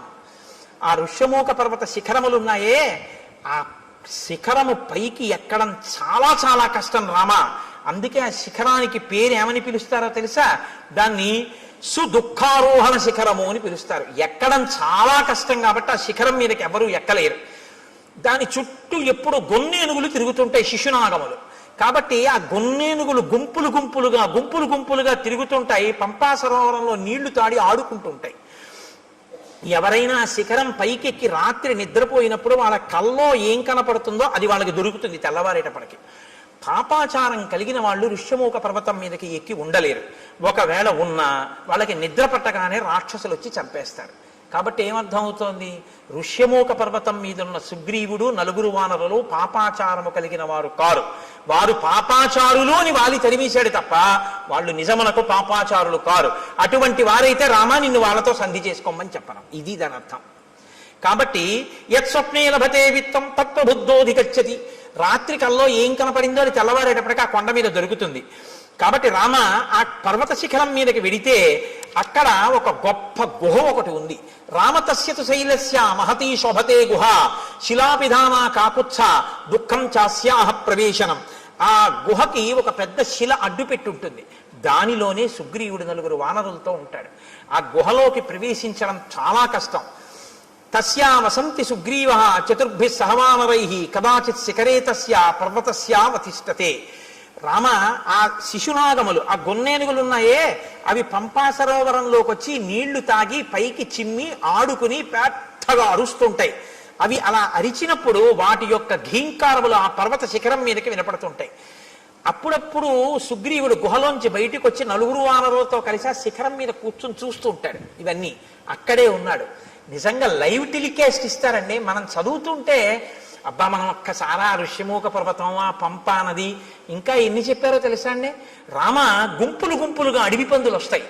అడవి పందులు పంపా సరోవరంలో నీళ్లు తాగి పర్వత గుహల్లో ఆడుకుంటూ వెళ్ళి పడుకుంటాయి. పడుకున్న పెద్ద పెద్ద రంకెలు వేస్తాయి. ఆ రంకెలు ఎలా ఉంటాయో తెలుసా? ఆబోతు రంకెల్లా ఉంటాయి. అక్కడ గొన్నేనుగులు ఏమి ఆటలాడుతుంటాయో రామ, ఆ పర్వత శిఖరం చుట్టూ అవి తిరుగుతుంటాయి. వాటిని దాటి శిఖరం ఎక్కవలసి ఉంటుంది. ఇవన్నీ చెప్పి రామ తొందరగా బయలుదేరి సుగ్రీవుడితో స్నేహం చేసుకో. చాలా సంతోషం అన్నారు. మీరు ఆజ్ఞనిస్తే నేను బయలుదేరుతానన్నాడు. ఆయన వెళ్ళిపోయాడు. రామలక్ష్మణులు ఇద్దరూ బయలుదేరి శబరి ఉన్నటువంటి ఆ మతంగ మహర్షి యొక్క ఆశ్రమాన్ని చేరుకున్నారు. శబరి వెంటనే స్వాగతం చెప్పింది. స్వాగతం చెప్పి అంది, తౌచు దృష్ట్వా తదా సిద్ధ సముద్ధాయ కృతాంజలి రామస్య పాదౌ జగ్రాహ లక్ష్మణస్య చ ధీమతః పాద్యమాచమనీయం చ సర్వం ప్రాణాద్యధానిధి. ఆవిడ వెంటనే రామలక్ష్మణులు ఇద్దరి పాదములు పట్టుకుని అర్ఘ్యపాద్యములిచ్చి కూర్చోపెట్టి, నాయనా రామ, నీ దర్శనం కోసమే నేను ఎదురు చూస్తున్నాను అని. అంటే రాముడు ఆవిడ్ని ప్రశ్నించాడు. ఇదే నేను మీతో అన్నది. రాముడు ఎవరితో ఎక్కడ ఎలా మాట్లాడతాడో మీకు అలవాటైతే ఎక్కడ ఎలా మాట్లాడాలో మీకు వచ్చేస్తుంది కొన్నాళ్ళకి. తాపసితో మాట్లాడుతున్నాడు కాబట్టి ఆయన ఎలా మాట్లాడతాడో చూడండి. తమవాచ తతో రామ శ్రమణీం సంసిత వ్రతాం కచ్చిత్తే నిర్జితాః విఘ్నాః కచ్చిత్తే వర్ధతే తపః కచ్చిత్తే నిహిత క్రోధాహారస్య తపోధనే కచ్చిత్తే నియమాః ప్రాప్తాః కచ్చిత్తే మనసః సుఖం కచ్చిత్తే గురు శుశ్రూషా సఫలా చారుభాషిణి. ఓ శబరి, నీ తపస్సు విఘ్నం లేకుండా కొనసాగుతోందా? నువ్వు ఆహారమును స్వీకరించేటప్పుడు నియమాన్ని ఉల్లంఘించకుండా ఆహారాన్ని తీసుకోవడంలో ఏ ఇబ్బంది లేకుండా తీసుకుంటున్నావంటే రుచికి లొంగకుండా ఉండగలుగుతున్నావా? కచ్చిత్తే వర్ధతే తపః, తపస్సు రోజు రోజుకి పెంచుకోగలుగుతున్నావా? ప్రతిరోజు నియమాలు పాటిస్తున్నావా? నీ మనసు సుఖంగా ఉంటోందా? నీ గురు శుశ్రూష బాగా చరిగిందా? నాకు వాటి గురించి చెప్పు. ఎవరిని ఏవడగాలో అవి అడగాలి. అడిగితే ఆవిడ చాలా సంతోషించింది. అద్య ప్రాప్తా తపస్సిద్ధి తవ సందర్శనాన్మయ అద్యమే సఫలం తప్తం గురువస్య సుపూజితాః అద్యమే సఫలం జన్మ స్వర్గశ్చైవ భవిష్యతి త్వయిదేవ వరే రామ పూజితే పురుషర్షభ చక్షుషా తవ సౌమ్యేన పూతాస్మి రఘునందన గమిష్యాం అక్షయాన్ లోకాన్ తత్ప్రసాదాదరిందమా. నాయన ఎప్పటి నుంచో నీ దర్శనం కోసమే ఎదురు చూస్తున్నాను. నా తపస్సు ఇంతకాలం నిర్విఘ్నంగా సాగింది అని గుర్తేమిటో తెలుసా? నా తపస్సు సిద్ధి పొందింది అనడానికి తార్కాణమే నీ దర్శనం. నీ దర్శనం కోసమే చూస్తున్నాను. నీ దర్శనం కోసమే ఇంతకాలం నుంచి ఎదురు చూస్తూ ఉన్న నాకు ఈ కన్నులతో నిన్ను చూసే భాగ్యం కలిగింది. కాబట్టి నేను ఉన్న ప్రయోజనం పూర్తయిపోయింది. కాబట్టి నువ్వు అనుమతించిన తర్వాత ఇంకా నేను ఊర్ధ్వలోకాలకి వెళ్ళిపోతాను.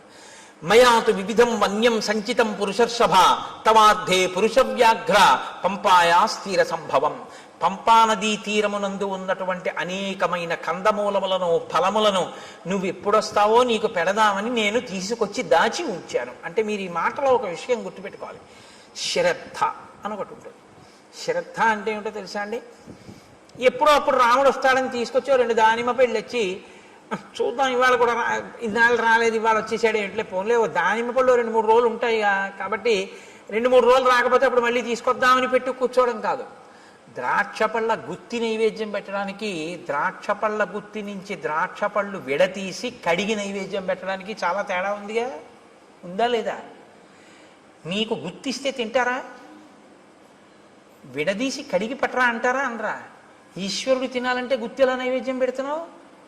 నీకు తినాలని కోరుకుంటే పూజలో అంతర్భాగం చక్కగా పళ్ళన్నీ విడదీసి నీళ్లతో కడిగి పళ్ళెంలో చక్కగా అందులో మెత్తబడిపోయిన పళ్ళు తీసేసి మిగిలిన పళ్ళు వెండి పళ్ళెంలో నీ వెండి పళ్ళెం కూడా కాదుగా, ఇచ్చారుగా పెద్ద పళ్ళెం, చక్కగా నైవేద్యం పెట్టమని అందులో చక్కగా విశాలంగా పెట్టి రామా చక్కగా మెల్లగా అమ్మ నా తల్లి సీతమ్మ లక్ష్మణయ్య ఒక్కొక్క పండు తీసుకుని హాయిగా తినండి అని ఆ పళ్ళెం అక్కడ పెట్టి ప్రశాంతంగా నివేదన చెయ్యి. నువ్వు కడిగినందుకు పొంగిపోతాడు ఆయన, అది పూజ. ఓరి ఓరి ఓరి వీడు నేను తినాలని పళ్ళు కడుగుతున్నాడు సీత చూసావా అంటాడు. గుత్తి అక్కడెట్టి నైవేద్యం పెట్టాడు. ఏమండి చూసారా? అందులో చప్పబడిపోయినవి మెత్తబడిపోయినవి కుళ్ళిపోయినవి అన్నీ పెట్టేస్తున్నాడు. ఎదురుగుండా కనపడు గింజలు నేను విప్పి పెడుదును, కానీ తల్లి సీతమ్మ చూస్తోంది. అన్ని ద్రాక్ష పళ్ళు నువ్వే కడిగేసి అరటిపండు తొక్కలు నువ్వే తీసేసి అన్నీ పెట్టేస్తే మా ఆయనకి నేను పెట్టుకోవద్దయ్యా ప్రేమతో, అవి నాకి నేను విప్పి పెట్టుకుంటాను ఎంత బాగున్నాయో అంటోంది. అమ్మకి ఇస్తాను, అమ్మ విప్పి పెడుతుంది, ఇదిగో అమ్మ చేతిలో పెడుతున్నాను, ఇవి మీరు గింజలు ఒలుచుకు తినండి, ఇవి మాత్రం అమ్మ గింజలు ఒలిచే వరకు ఇవి తింటుండండి రామా అని మీరు భావన చేసి సంతోషంగా ఓసారి ఆ పళ్ళెం అక్కడ పెట్టి 2-3 నిమిషాలు సంతోషపడిపోయి మీ ఎదురుగుండా సీతారామ లక్ష్మణులు హనుమ ఉన్నారనుకుని అప్పుడు మీరు నైవేద్యం పెట్టి నా స్వామి తింటున్నాడు, ఆయన తింటున్నప్పుడు ఆ పళ్ళరసం కంఠంలోకి దిగుతుంటే సంతోషంగా ఆయన చూస్తున్నాడని మీరు భావన చేస్తే నన్ను నమ్మండి ప్రసాదమే, ఆయన తిన్న శేషం ఇది. అసలు ఆ భావన లేకపోతే మిమ్మల్ని నైవేద్యం పెట్టమని పంపించిన ఆయన యొక్క ద్రవ్యం వృధా తప్ప ఉపయోగమే ఉండదు. కాబట్టి నేను రోజూ పంపా సరోవరం నుంచి తెచ్చాను పళ్ళు, తెచ్చి అక్కడ పెట్టాను, రామ మీరు స్వీకరించండి అక్కడ పెట్టింది. అంతేకాని కొరికి చూసింది, కొరికి చూసి పెట్టింది, ఇలాంటి పిచ్చి పిచ్చివన్నీ లేవు. ఆవిడ శుశ్రూష చేసింది గురువులకి, మతంగ మహర్షికి. ఆవిడికి తెలుసు ఎక్కడెలా ప్రవర్తించాలో. ఆవిడ శ్రద్ధ ఎక్కడా మీకు అర్థమవుతుందని నేను ఈ మాటలు చెప్పాను నైవేద్యం పెట్టడం ద్రాక్ష పళ్ళ గుత్తి గురించి. ఆవిడ అలా ప్రతిరోజు సేకరించి తీసుకొచ్చి అక్కడ పెట్టింది. ఏమో రాముడు వస్తారేమో పెట్టుకోవాలి, ఎప్పటి పళ్ళప్పుడు. నేను చైతన్య కుసుమ ప్రియా అమ్మవారు. అందుకే అమ్మవారికి బంగారు తామరలతో బంగారం పూలు చేయించాలని అంటారు. బంగారం పూలతో చేయిస్తే మీరు గుర్తుపెట్టుకోండి జాగ్రత్తగా, చాలామంది చేసేస్తారు కానీ దానికి ఒక కాడ ఉంటుంది. రెండో రోజు ఎవరో ఏం చేస్తాడు, ఇలా తీస్తాడు ఆ పూలు, అది గీసుకుని అమ్మవారి పాదానికి ఎర్రగా ఉన్న నా తల్లి పాదం మీద గీత పడి చిన్ని నెత్తుటి చుక్క పైకి చిందిందనుకోండి, మీరు 1,000,000 జన్మలెత్తినా మీ పాపం పోదు. ఎవడు చేయమన్నాడు ఆ పూలు? ఓ గడ్డి పువ్వు తెచ్చి అక్కడ పెట్టు చాలు. అందుకే ఆవిడ చెప్పింది చైతన్య కుసుమ ప్రియా, నేను చైతన్యం ఉన్న పువ్వుల్ని ఇష్టపడతాను అని చెప్పింది ఆవిడ. ఈ బంగారం పూలు వెండి పూలు తెచ్చేమని ఎవడు చెప్పలేదు, ఎవడో వెర్రెక్కినవాడు మొదలెట్టాడు ఇవన్నీ. కాబట్టి అలాంటి పిచ్చి పనులు అనవసరం. చైతన్య కుసుమాలు ప్రకృతిలో వచ్చాయి, వాటితో చేస్తే చాలు. అందుకే ఏ ఋతు పుష్పములను ఆ ఋతువునందు పూజ చేస్తే ఈశ్వరుడు ప్రీతి చెందుతాడు. అసాధారణమైనవి తెచ్చే ప్రయత్నం చేయకూడదు. అక్కడ నీకు లభ్యమయ్యే వాటితో చేస్తేనే ఈశ్వరుడు సంతోషిస్తాడు ఎప్పుడు. శ్రద్ధ. కాబట్టి శబరి వాటినన్నింటినీ అక్కడ పెట్టింది. ఇహతే భావితాత్మానో గురవేమే మహావనే జుహావాంచక్రియే తీర్థం మంత్రవన్ మంత్రపూజితం నాయన ఇదిగో మా గురువు గారి యొక్క గొప్పతనం ఏమిటో చూపిస్తాను రా, ఆశ్రమం చూపిస్తానని తీసుకెళ్లి గురవోమే మహావనే, మా గురువు గారు ఈ అరణ్యంలోనే తిరిగారు ఈ ఆశ్రమంలో. ఆయన ఒకానొకప్పుడు తన మంత్రశక్తితో గంగా నదిని ఆవాహన చేశారు. ఇదిగో ఇక్కడ ఆ తీర్థం ఇప్పటికీ ప్రవహిస్తోంది ఆశ్రమంలో చూడు. ఇయం ప్రత్యక్షస్థలీవేది ఎత్ర తేమే మనస్కృతాః పుష్పోపహారం కుర్వంతి శ్రమదుద్దేశిభిః కరైః. చాలా బడలిపోయినటువంటి నీరసంతో ఉన్న శరీరంతో ఉపవాసములు చేసి చేసి ఉన్నటువంటి శరీరం కాబట్టి భగవంతుని యందు ధ్యానంలో ఒళ్ళు మరిచిపోయిన వారు కనుక లేచి పుష్పమాల ఇలా వణికిపోతున్న చేత్తో స్వామికి సమర్పించారు. ఇక్కడే ఆయన అగ్నికార్యం చేశారు. వాళ్ళు వెళ్ళిపోయి చాలా కాలమైంది. నువ్వు చిత్రకూట పర్వతం మీద ఉన్నప్పుడు వాళ్ళు దివ్య విమానాలు ఎక్కి వెళ్ళిపోయారు. రామ, ఇప్పటికీ వేదులు ఎలా ప్రకాశిస్తుంటాయో చూడు, దిశలన్నీ ప్రకాశిస్తాయి ఈ వేదుల వల్ల. వాళ్ళు చేసినటువంటి అగ్నికార్యం ఇప్పటికీ అంత తేజస్సుతో ఉంది. తేషాం తప ప్రభావేన పశ్చాద్యాపి రఘుత్వ ద్యోతయంతి దిశ సర్వాః శ్రియా వేద్యోతుల ప్రభా అశక్నువద్భిస్తైర్గంతుం ఉపవాస శ్రమాలసైః చింతితేభ్యగతాన్ పశ్య సహితాన్ సప్తసాగరాన్. చింతితేభ్యాగతాన్ పశ్య, ఎంత గొప్ప మాట అండి. ఆయనట అక్కడ కూర్చుని తపస్సు చేసి చేసి చేసి చేసి హోమం చేసి చేసి చేసి చేసి సాయంకాలం సంధ్యావందనం వేళవుతోంది, లేచి వెళ్ళాలి అనుకున్నారట. కానీ అశక్నువద్భిస్తైర్గంతుం, లేచి వెళ్ళడానికి ఓపిక లేదు, ఇంకా నీరసంగా ఉంది శరీరం. ఎలా అనుకుని సప్త సాగరములారా ఇలా రండి స్నానం చేస్తానన్నారట. 7 సముద్రాలు వచ్చి ఇక్కడ ప్రవహించాయి. నా గురువు గారు ఇందులో స్నానం చేశారు రామా, చూడండి ఆవిడ. అంటే ఈ జాతి యందు ఋషుల యొక్క శక్తి ఏమిటో చూస్తున్నారు మహర్షి రామచంద్రమూర్తి. అద్యాపి నావశుష్యంతి ప్రదేశే రఘునందన, మా గురువుగారు శిష్యులు ఇక్కడే నారచీరలు ఒంటి మీద బట్టతో స్నానం చేయాలి, చేసి ఆ బట్ట పిండి ఆరేశారు. వారి శరీరమునకు తగిలిన కారణం చేత ఆ చీరలు ఆరలేదు. అది వాళ్ళ తపశ్శక్తి. దేవకార్యాన్ని కుర్వద్భిః యానీమాని కృతాని వైః పుష్పైః కువలయై సార్థం మ్లానత్వం నోపయాంతి వై. వాళ్ళు చేతులతో ముట్టుకుని ఇక్కడ దేవతలకి పుష్పాలు సమర్పించారు. ఆ పువ్వులు ఇన్ని సంవత్సరములైన వాడవు, అలాగే ఉన్నాయి చూడు. ఇది మా గురువు గారి గొప్పతనం. కాబట్టి రామా, నేను నీ గురించి ఎదురు చూస్తున్నాను, నీకు ఆతిథ్యం ఇమ్మని మా గురువుగారు చెప్పారు. దర్శనం చేసుకుని ఆతిథ్యం ఇచ్చి రమ్మన్నారు. ఇటుగా రాముడు వస్తాడు, ఆతిథ్యం ఇవ్వడానికి ఉండాలన్నారంటే రామచంద్రమూర్తి ఆగమనానికి ఎలా ఎదురు చూశారో చూడండి. నీకు నేను స్వాగతం నెరపాను కాబట్టి ఇక నేను ఊర్ధ్వలోకాలకి వెళ్ళిపోతాను. ఎంత తేలిగ్గా చెప్పేసిందో ఆవిడ వెళ్ళిపోతానని. అంటే రాముడు లక్ష్మణుడి వంక చూసి శరభంగాశ్రమంలో చూశారు ఈ శక్తి. ఒక ఆడది తాపసి సన్యాసి, ఆవిడ చెప్తోంది వెళ్ళిపోతానని. ఈ దేశంలో ఆడవాళ్ళు కూడా అంత తపశ్శక్తి సంపన్నులు. అనసూయని చూసాం, శబరిని చూస్తున్నాం. కాబట్టి ఇత్యుక్తా జటిలా వృద్ధ చీరకృష్ణాజినాంబర తస్మిన్ ముహూర్తే శబరి దేహం జీర్ణం జిహాసతి అనుజ్ఞాతాతు రామేణ హుత్వాత్మానం హుతాశనే జ్వలత్సావ సంకాశ స్వర్గమేవ జగామస దివ్యాభరణ సంయుక్త దివ్యమాల్యానులేపన దివ్యాంబరధరా తత్ర బభూవ ప్రియదర్శన విరాజయంతి తం దేశం విద్యుత్ సౌదామినీ యథా యత్ర తే స్మృతాత్మానో విహరంతి మహర్షయః తత్పుణ్యం శబరీ స్థానం జగామాత్మ సమాధిన. ఆవిడ కట్టుకున్నటువంటి నారచీర, ఆవిడ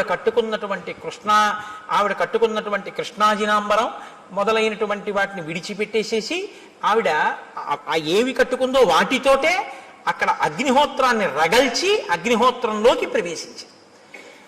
తన శరీరాన్ని కూడా అగ్నిహోత్రంలో వ్రేల్చింది. ఆ శరీరము అగ్నిహోత్రమునందు తప్తమైపోతూ ఉండగా మెరుపు తీగ ఎలా ఉంటుందో అటువంటి శరీరం కింద మారిపోయి దివ్యమైనటువంటి ఆభరణములు దివ్యమైనటువంటి వస్త్రములు ధరించినదై ఈయన చూస్తుండగానే నమస్కారం చేస్తూ స్వర్గలోకానికి చేరిపోయి ఇత పూర్వం ఆమె సేవించిన గురువులు ఎక్కడున్నారో, ఆ గురువుల శిష్యులు ఎక్కడున్నారో అక్కడికి ఈవిడ కూడా వెళ్ళిపోయింది. గురు సేవ ఎంత గొప్పదో నిరూపిస్తుంది శబరి వృత్తాంతం. గురువుగారిని సేవించినందుకు శబరి ఆ స్థితిని పొందింది రామాయణంలో. అందుకే రాముడికి అన్నిటికన్నా ఇష్టం గురుసేవ. కాబట్టి తత్పుణ్యం శబరీస్థానం జగామాత్మ సమాధిన. ఆవిడ వెళ్ళిపోయిన తర్వాత రాముడు లక్ష్మణుడితో కలిసి సప్తానంచ సముద్రాణం యేషు తీర్థేషు లక్ష్మణ ఉపస్పృష్టంచ విధివత్ పితరశ్చాపి తర్పితాః ప్రనష్టం అశుభం తత్వత్ కళ్యాణం సముపస్థితం తేన తత్వేన హృష్టం మే మనో లక్ష్మణ సంప్రతి హృదయేహి నరవ్యాఘ్ర శుభం ఆవిర్భవిష్యతి. ఇది ఎందుకు మనం స్నానం చేయాలో తెలుసుకోవాలి. రాముడు వెంటనేట అక్కడ సప్తసాగరములను ఋషులు తీసుకొచ్చారు కదండి, అందులో స్నానం చేసి పితృతర్పణం చేశాట. చెయ్యగానే అన్నట్ట, మన దుర్దశ పోయింది లక్ష్మణ, ఇప్పుడు నా మనస్సు ఉల్లాసాన్ని పొందుతోంది, నాకు మంగళములు కనపడుతున్నాయి, నా మనస్సు ప్రసన్నమై ఏదో మంచి జరగబోతోంది అని తెలుస్తోంది. ఇంత గొప్ప తీర్థంలో స్నానం చేయడం వల్ల మన పాపం నశించింది. మీరు చెప్తే ఆశ్చర్యపోతారు. ఒకనకొకప్పుడు ఒక ఆయన చాలా ఇబ్బందుల్లో ఉండేవాడు. ఆయన వెళ్ళి స్నానం చేసే స్థితిలో లేడు. ఎందుకంటే ఆయనకు అప్పటికి ఒక యాక్సిడెంట్ అయ్యి కట్టు కట్టారు. ఆయన చాలా కష్టాల్లో ఉంటే ఒక మహాత్ముడు ఒక ఆయనతో కలిసి నేను వాళ్ళ ఇంటికి వెళ్ళడం జరిగింది. ఆయన నన్ను అడుగుతున్నాడు, ఏమండి నేను చాలా ఇబ్బందుల్లో ఉన్నాను, సాధారణంగా ఇలాంటి ప్రశ్నలు ఏదో ఈయన చెప్పగలను అనుకుంటా, రామాయణం చెప్తావని చెప్పగలనా, ఏదో పాపం వాళ్ళ సంతోషం అడుగుతూ ఉంటారు, ఏం చేయమంటారు అంటే నేను ఆలోచిస్తున్నాను ఏం చేయమని చెప్దాం, యాక్సిడెంట్ అయింది, కాళ్ళు విరిగిపోయి కట్లు కట్టేశారు, ఏం చేయమని చెప్తే ఏం చేయగలడు అని ఆలోచిస్తుంటే నాతో వచ్చిన మహాత్ముడు పక్కుని నవ్వి అన్నారు, ఎందుకంటే దానికి అంత బాధపడతారు, ఇక మీకేమీ అవదు, పుష్కరం నుంచి సీసాతో నీళ్లు తెచ్చుకు చల్లుకోకండి, కారు చేయించుకుని మీ ఊళ్ళో పుష్కరాలు అవుతున్నాయిగా, గోదావరి పుష్కరాలు, ఒక్కసారి నదిపాయ మీకు దగ్గరగా ఎక్కడుందో అక్కడికి వెళ్ళి ఆ ఒడ్డున కూర్చుని ఇలా వంగండి, కింద కట్లు తడవకూడదు కానీ తల తడవచ్చుగా, గోదావరిలో నీళ్లు తీసుకొచ్చి సంకల్పంతో మీ తల మించి కంఠం తడిచే వరకు పోసుకోండి, తడిబట్టతో ఒళ్ళు తుడుచుకుని ఇంటికి రండి, మీ దరిద్రం అక్కడతో పోతుంది అన్నాడు. మీరు నమ్ముతారా? నేను యథార్థం చెప్తున్నా, రామాయణం చెప్తూ. ఆయన నిజంగా వెళ్ళి ఆ పుష్కర స్నానం చేశాడు అంతే. ఇవాళ ఆయన ఎంత సంతోషంగా ఉన్నాడో, ఇక మళ్ళీ ఆయన ఏమీ పట్టుకోలేదు. తీర్థస్నానం అంటే ఉత్తినే రాలేదండి, మహాత్ముల యొక్క సంకల్ప శక్తితో వచ్చాయి. ఒక గోదావరి ఉత్తినే రాలేదు, గౌతమ మహర్షి యొక్క తపఫలం. అందుకే నదులు ఎక్కడెక్కడ ఈశ్వరుడు ఉంటే అక్కడికక్కడికి వెళ్ళి చుట్టుకుంటాయి. ఎవరి దారి నేర్పారని? కృష్ణమ్మ ఉంది, విజయవాడ కనకదుర్గమ్మని సేవిస్తుంది, మంగళగిరి వెడుతుంది, అమరేశ్వరుణ్ణి సేవిస్తుంది, అక్కడి నుంచి ఎవరు చెప్పారని? శ్రీశైలం వెళ్ళిపోతుంది, ఆ లోయల్లో వెళ్ళిపోయి అక్కడికి వెళ్ళి ఆ పాతాళ గంగా జలమజ్జన నిర్మలాంగా భస్మ త్రిపుండ్ర సమలంకృత పాల భాగా గాయంతి దేవం నిభక్త జనాభవంతం శ్రీమల్లికార్జున విభో తవ సుప్రభాతం అన్నీ వదిలిపెట్టి శ్రీగిరిని చుట్టుకుంటుంది, దానికి ప్రదక్షిణం చేసి వెళ్ళిపోతుంది. ఎవరు నేర్పారు నదికి? ఆ నదుల గొప్పతనం అవే, అవి ఈశ్వరుణ్ణి సేవిస్తాయి. ఋషులు తీసుకొచ్చారు వాటిని. మాకు దక్షారామంలో సప్తగోదావరి అని ఉంది, ఋషులు తీసుకొచ్చారు. దాని స్నానమే, దాని ఫలితమే. కాబట్టి రాముడు స్నానం చెయ్యగానే ప్రసన్నుడయ్యాడు. స్నానం శక్తి ఇస్తుందా అండి అంటే నువ్వు ఆ నమ్మకంతో చేసి చూడు. నీకు టాబ్లెట్లో ఏ కంపోజిషన్ ఉందో అందులో ఏముందో, నీకు విరేచనాలు అవుతుంటే నీకు ఏ సూక్ష్మ క్రిముల వల్ల వచ్చాయో, ఇది వేసుకుంటే నీ రక్తంలో ఎలా కలుస్తుందో, ఆ బ్యాక్టీరియా ఎలా చచ్చిపోతుందో నీకు తెలిస్తే చచ్చిపోయా? డాక్టర్ గారు 3 పూట్ల వేసుకోమన్నాడు, వేసుకున్నావు, చచ్చిపోయా లేదా? విరేచనాలు తగ్గాయా లేదా? డాక్టర్ గారు చెప్తే మాత్రం నేను ఎలా వేసుకుంటానండి, ఇందులో ఏముందో నాకు తెలియాలండి, తెలిస్తేనే నేను వేసుకుంటానండి అంటే ఒక్కనాడే తగ్గదు. నీ నమ్మకం ప్రధానం. మణి, మంత్రము, ఔషధము మూడింటికే నమ్మకం. కాబట్టి ఇప్పుడు నమ్మి స్నానం చేశాడు, ఫలితం వస్తుంది. విశ్వాసమే ఈశ్వరుడు. మనం ఒక ఎక్కడికైనా పవిత్రమైన చోటుకెడితే తీర్థస్నానం తప్పకుండా చెయ్యాలి. కాబట్టి రాముడు ఆ స్నానం చేసి ఉల్లాసాన్ని పొంది సంతోషించి లక్ష్మణుడితో కలిసి నువ్వు వెళ్ళి ఋష్యమూక పర్వతం మీద సుగ్రీవుణ్ణి కలుసుకో అని చెప్పి ఆనందంగా ఇద్దరూ కలిసి ఆ పంపా సరోవరంలో తిరుగుతూ ఇంకా సుగ్రీవుని యొక్క దర్శనం కోసమని ఎదురు చూస్తున్నారు. రేపటి రోజున మహానుభావుడు హనుమ, సుగ్రీవుడు ఆ వానరుల యొక్క దర్శనం, సీతమ్మ తల్లి జాడ కనిపెట్టడం వైపుకి కథ తిరుగుతుంది. ఇక్కడతో అరణ్యకాండ పూర్తయింది.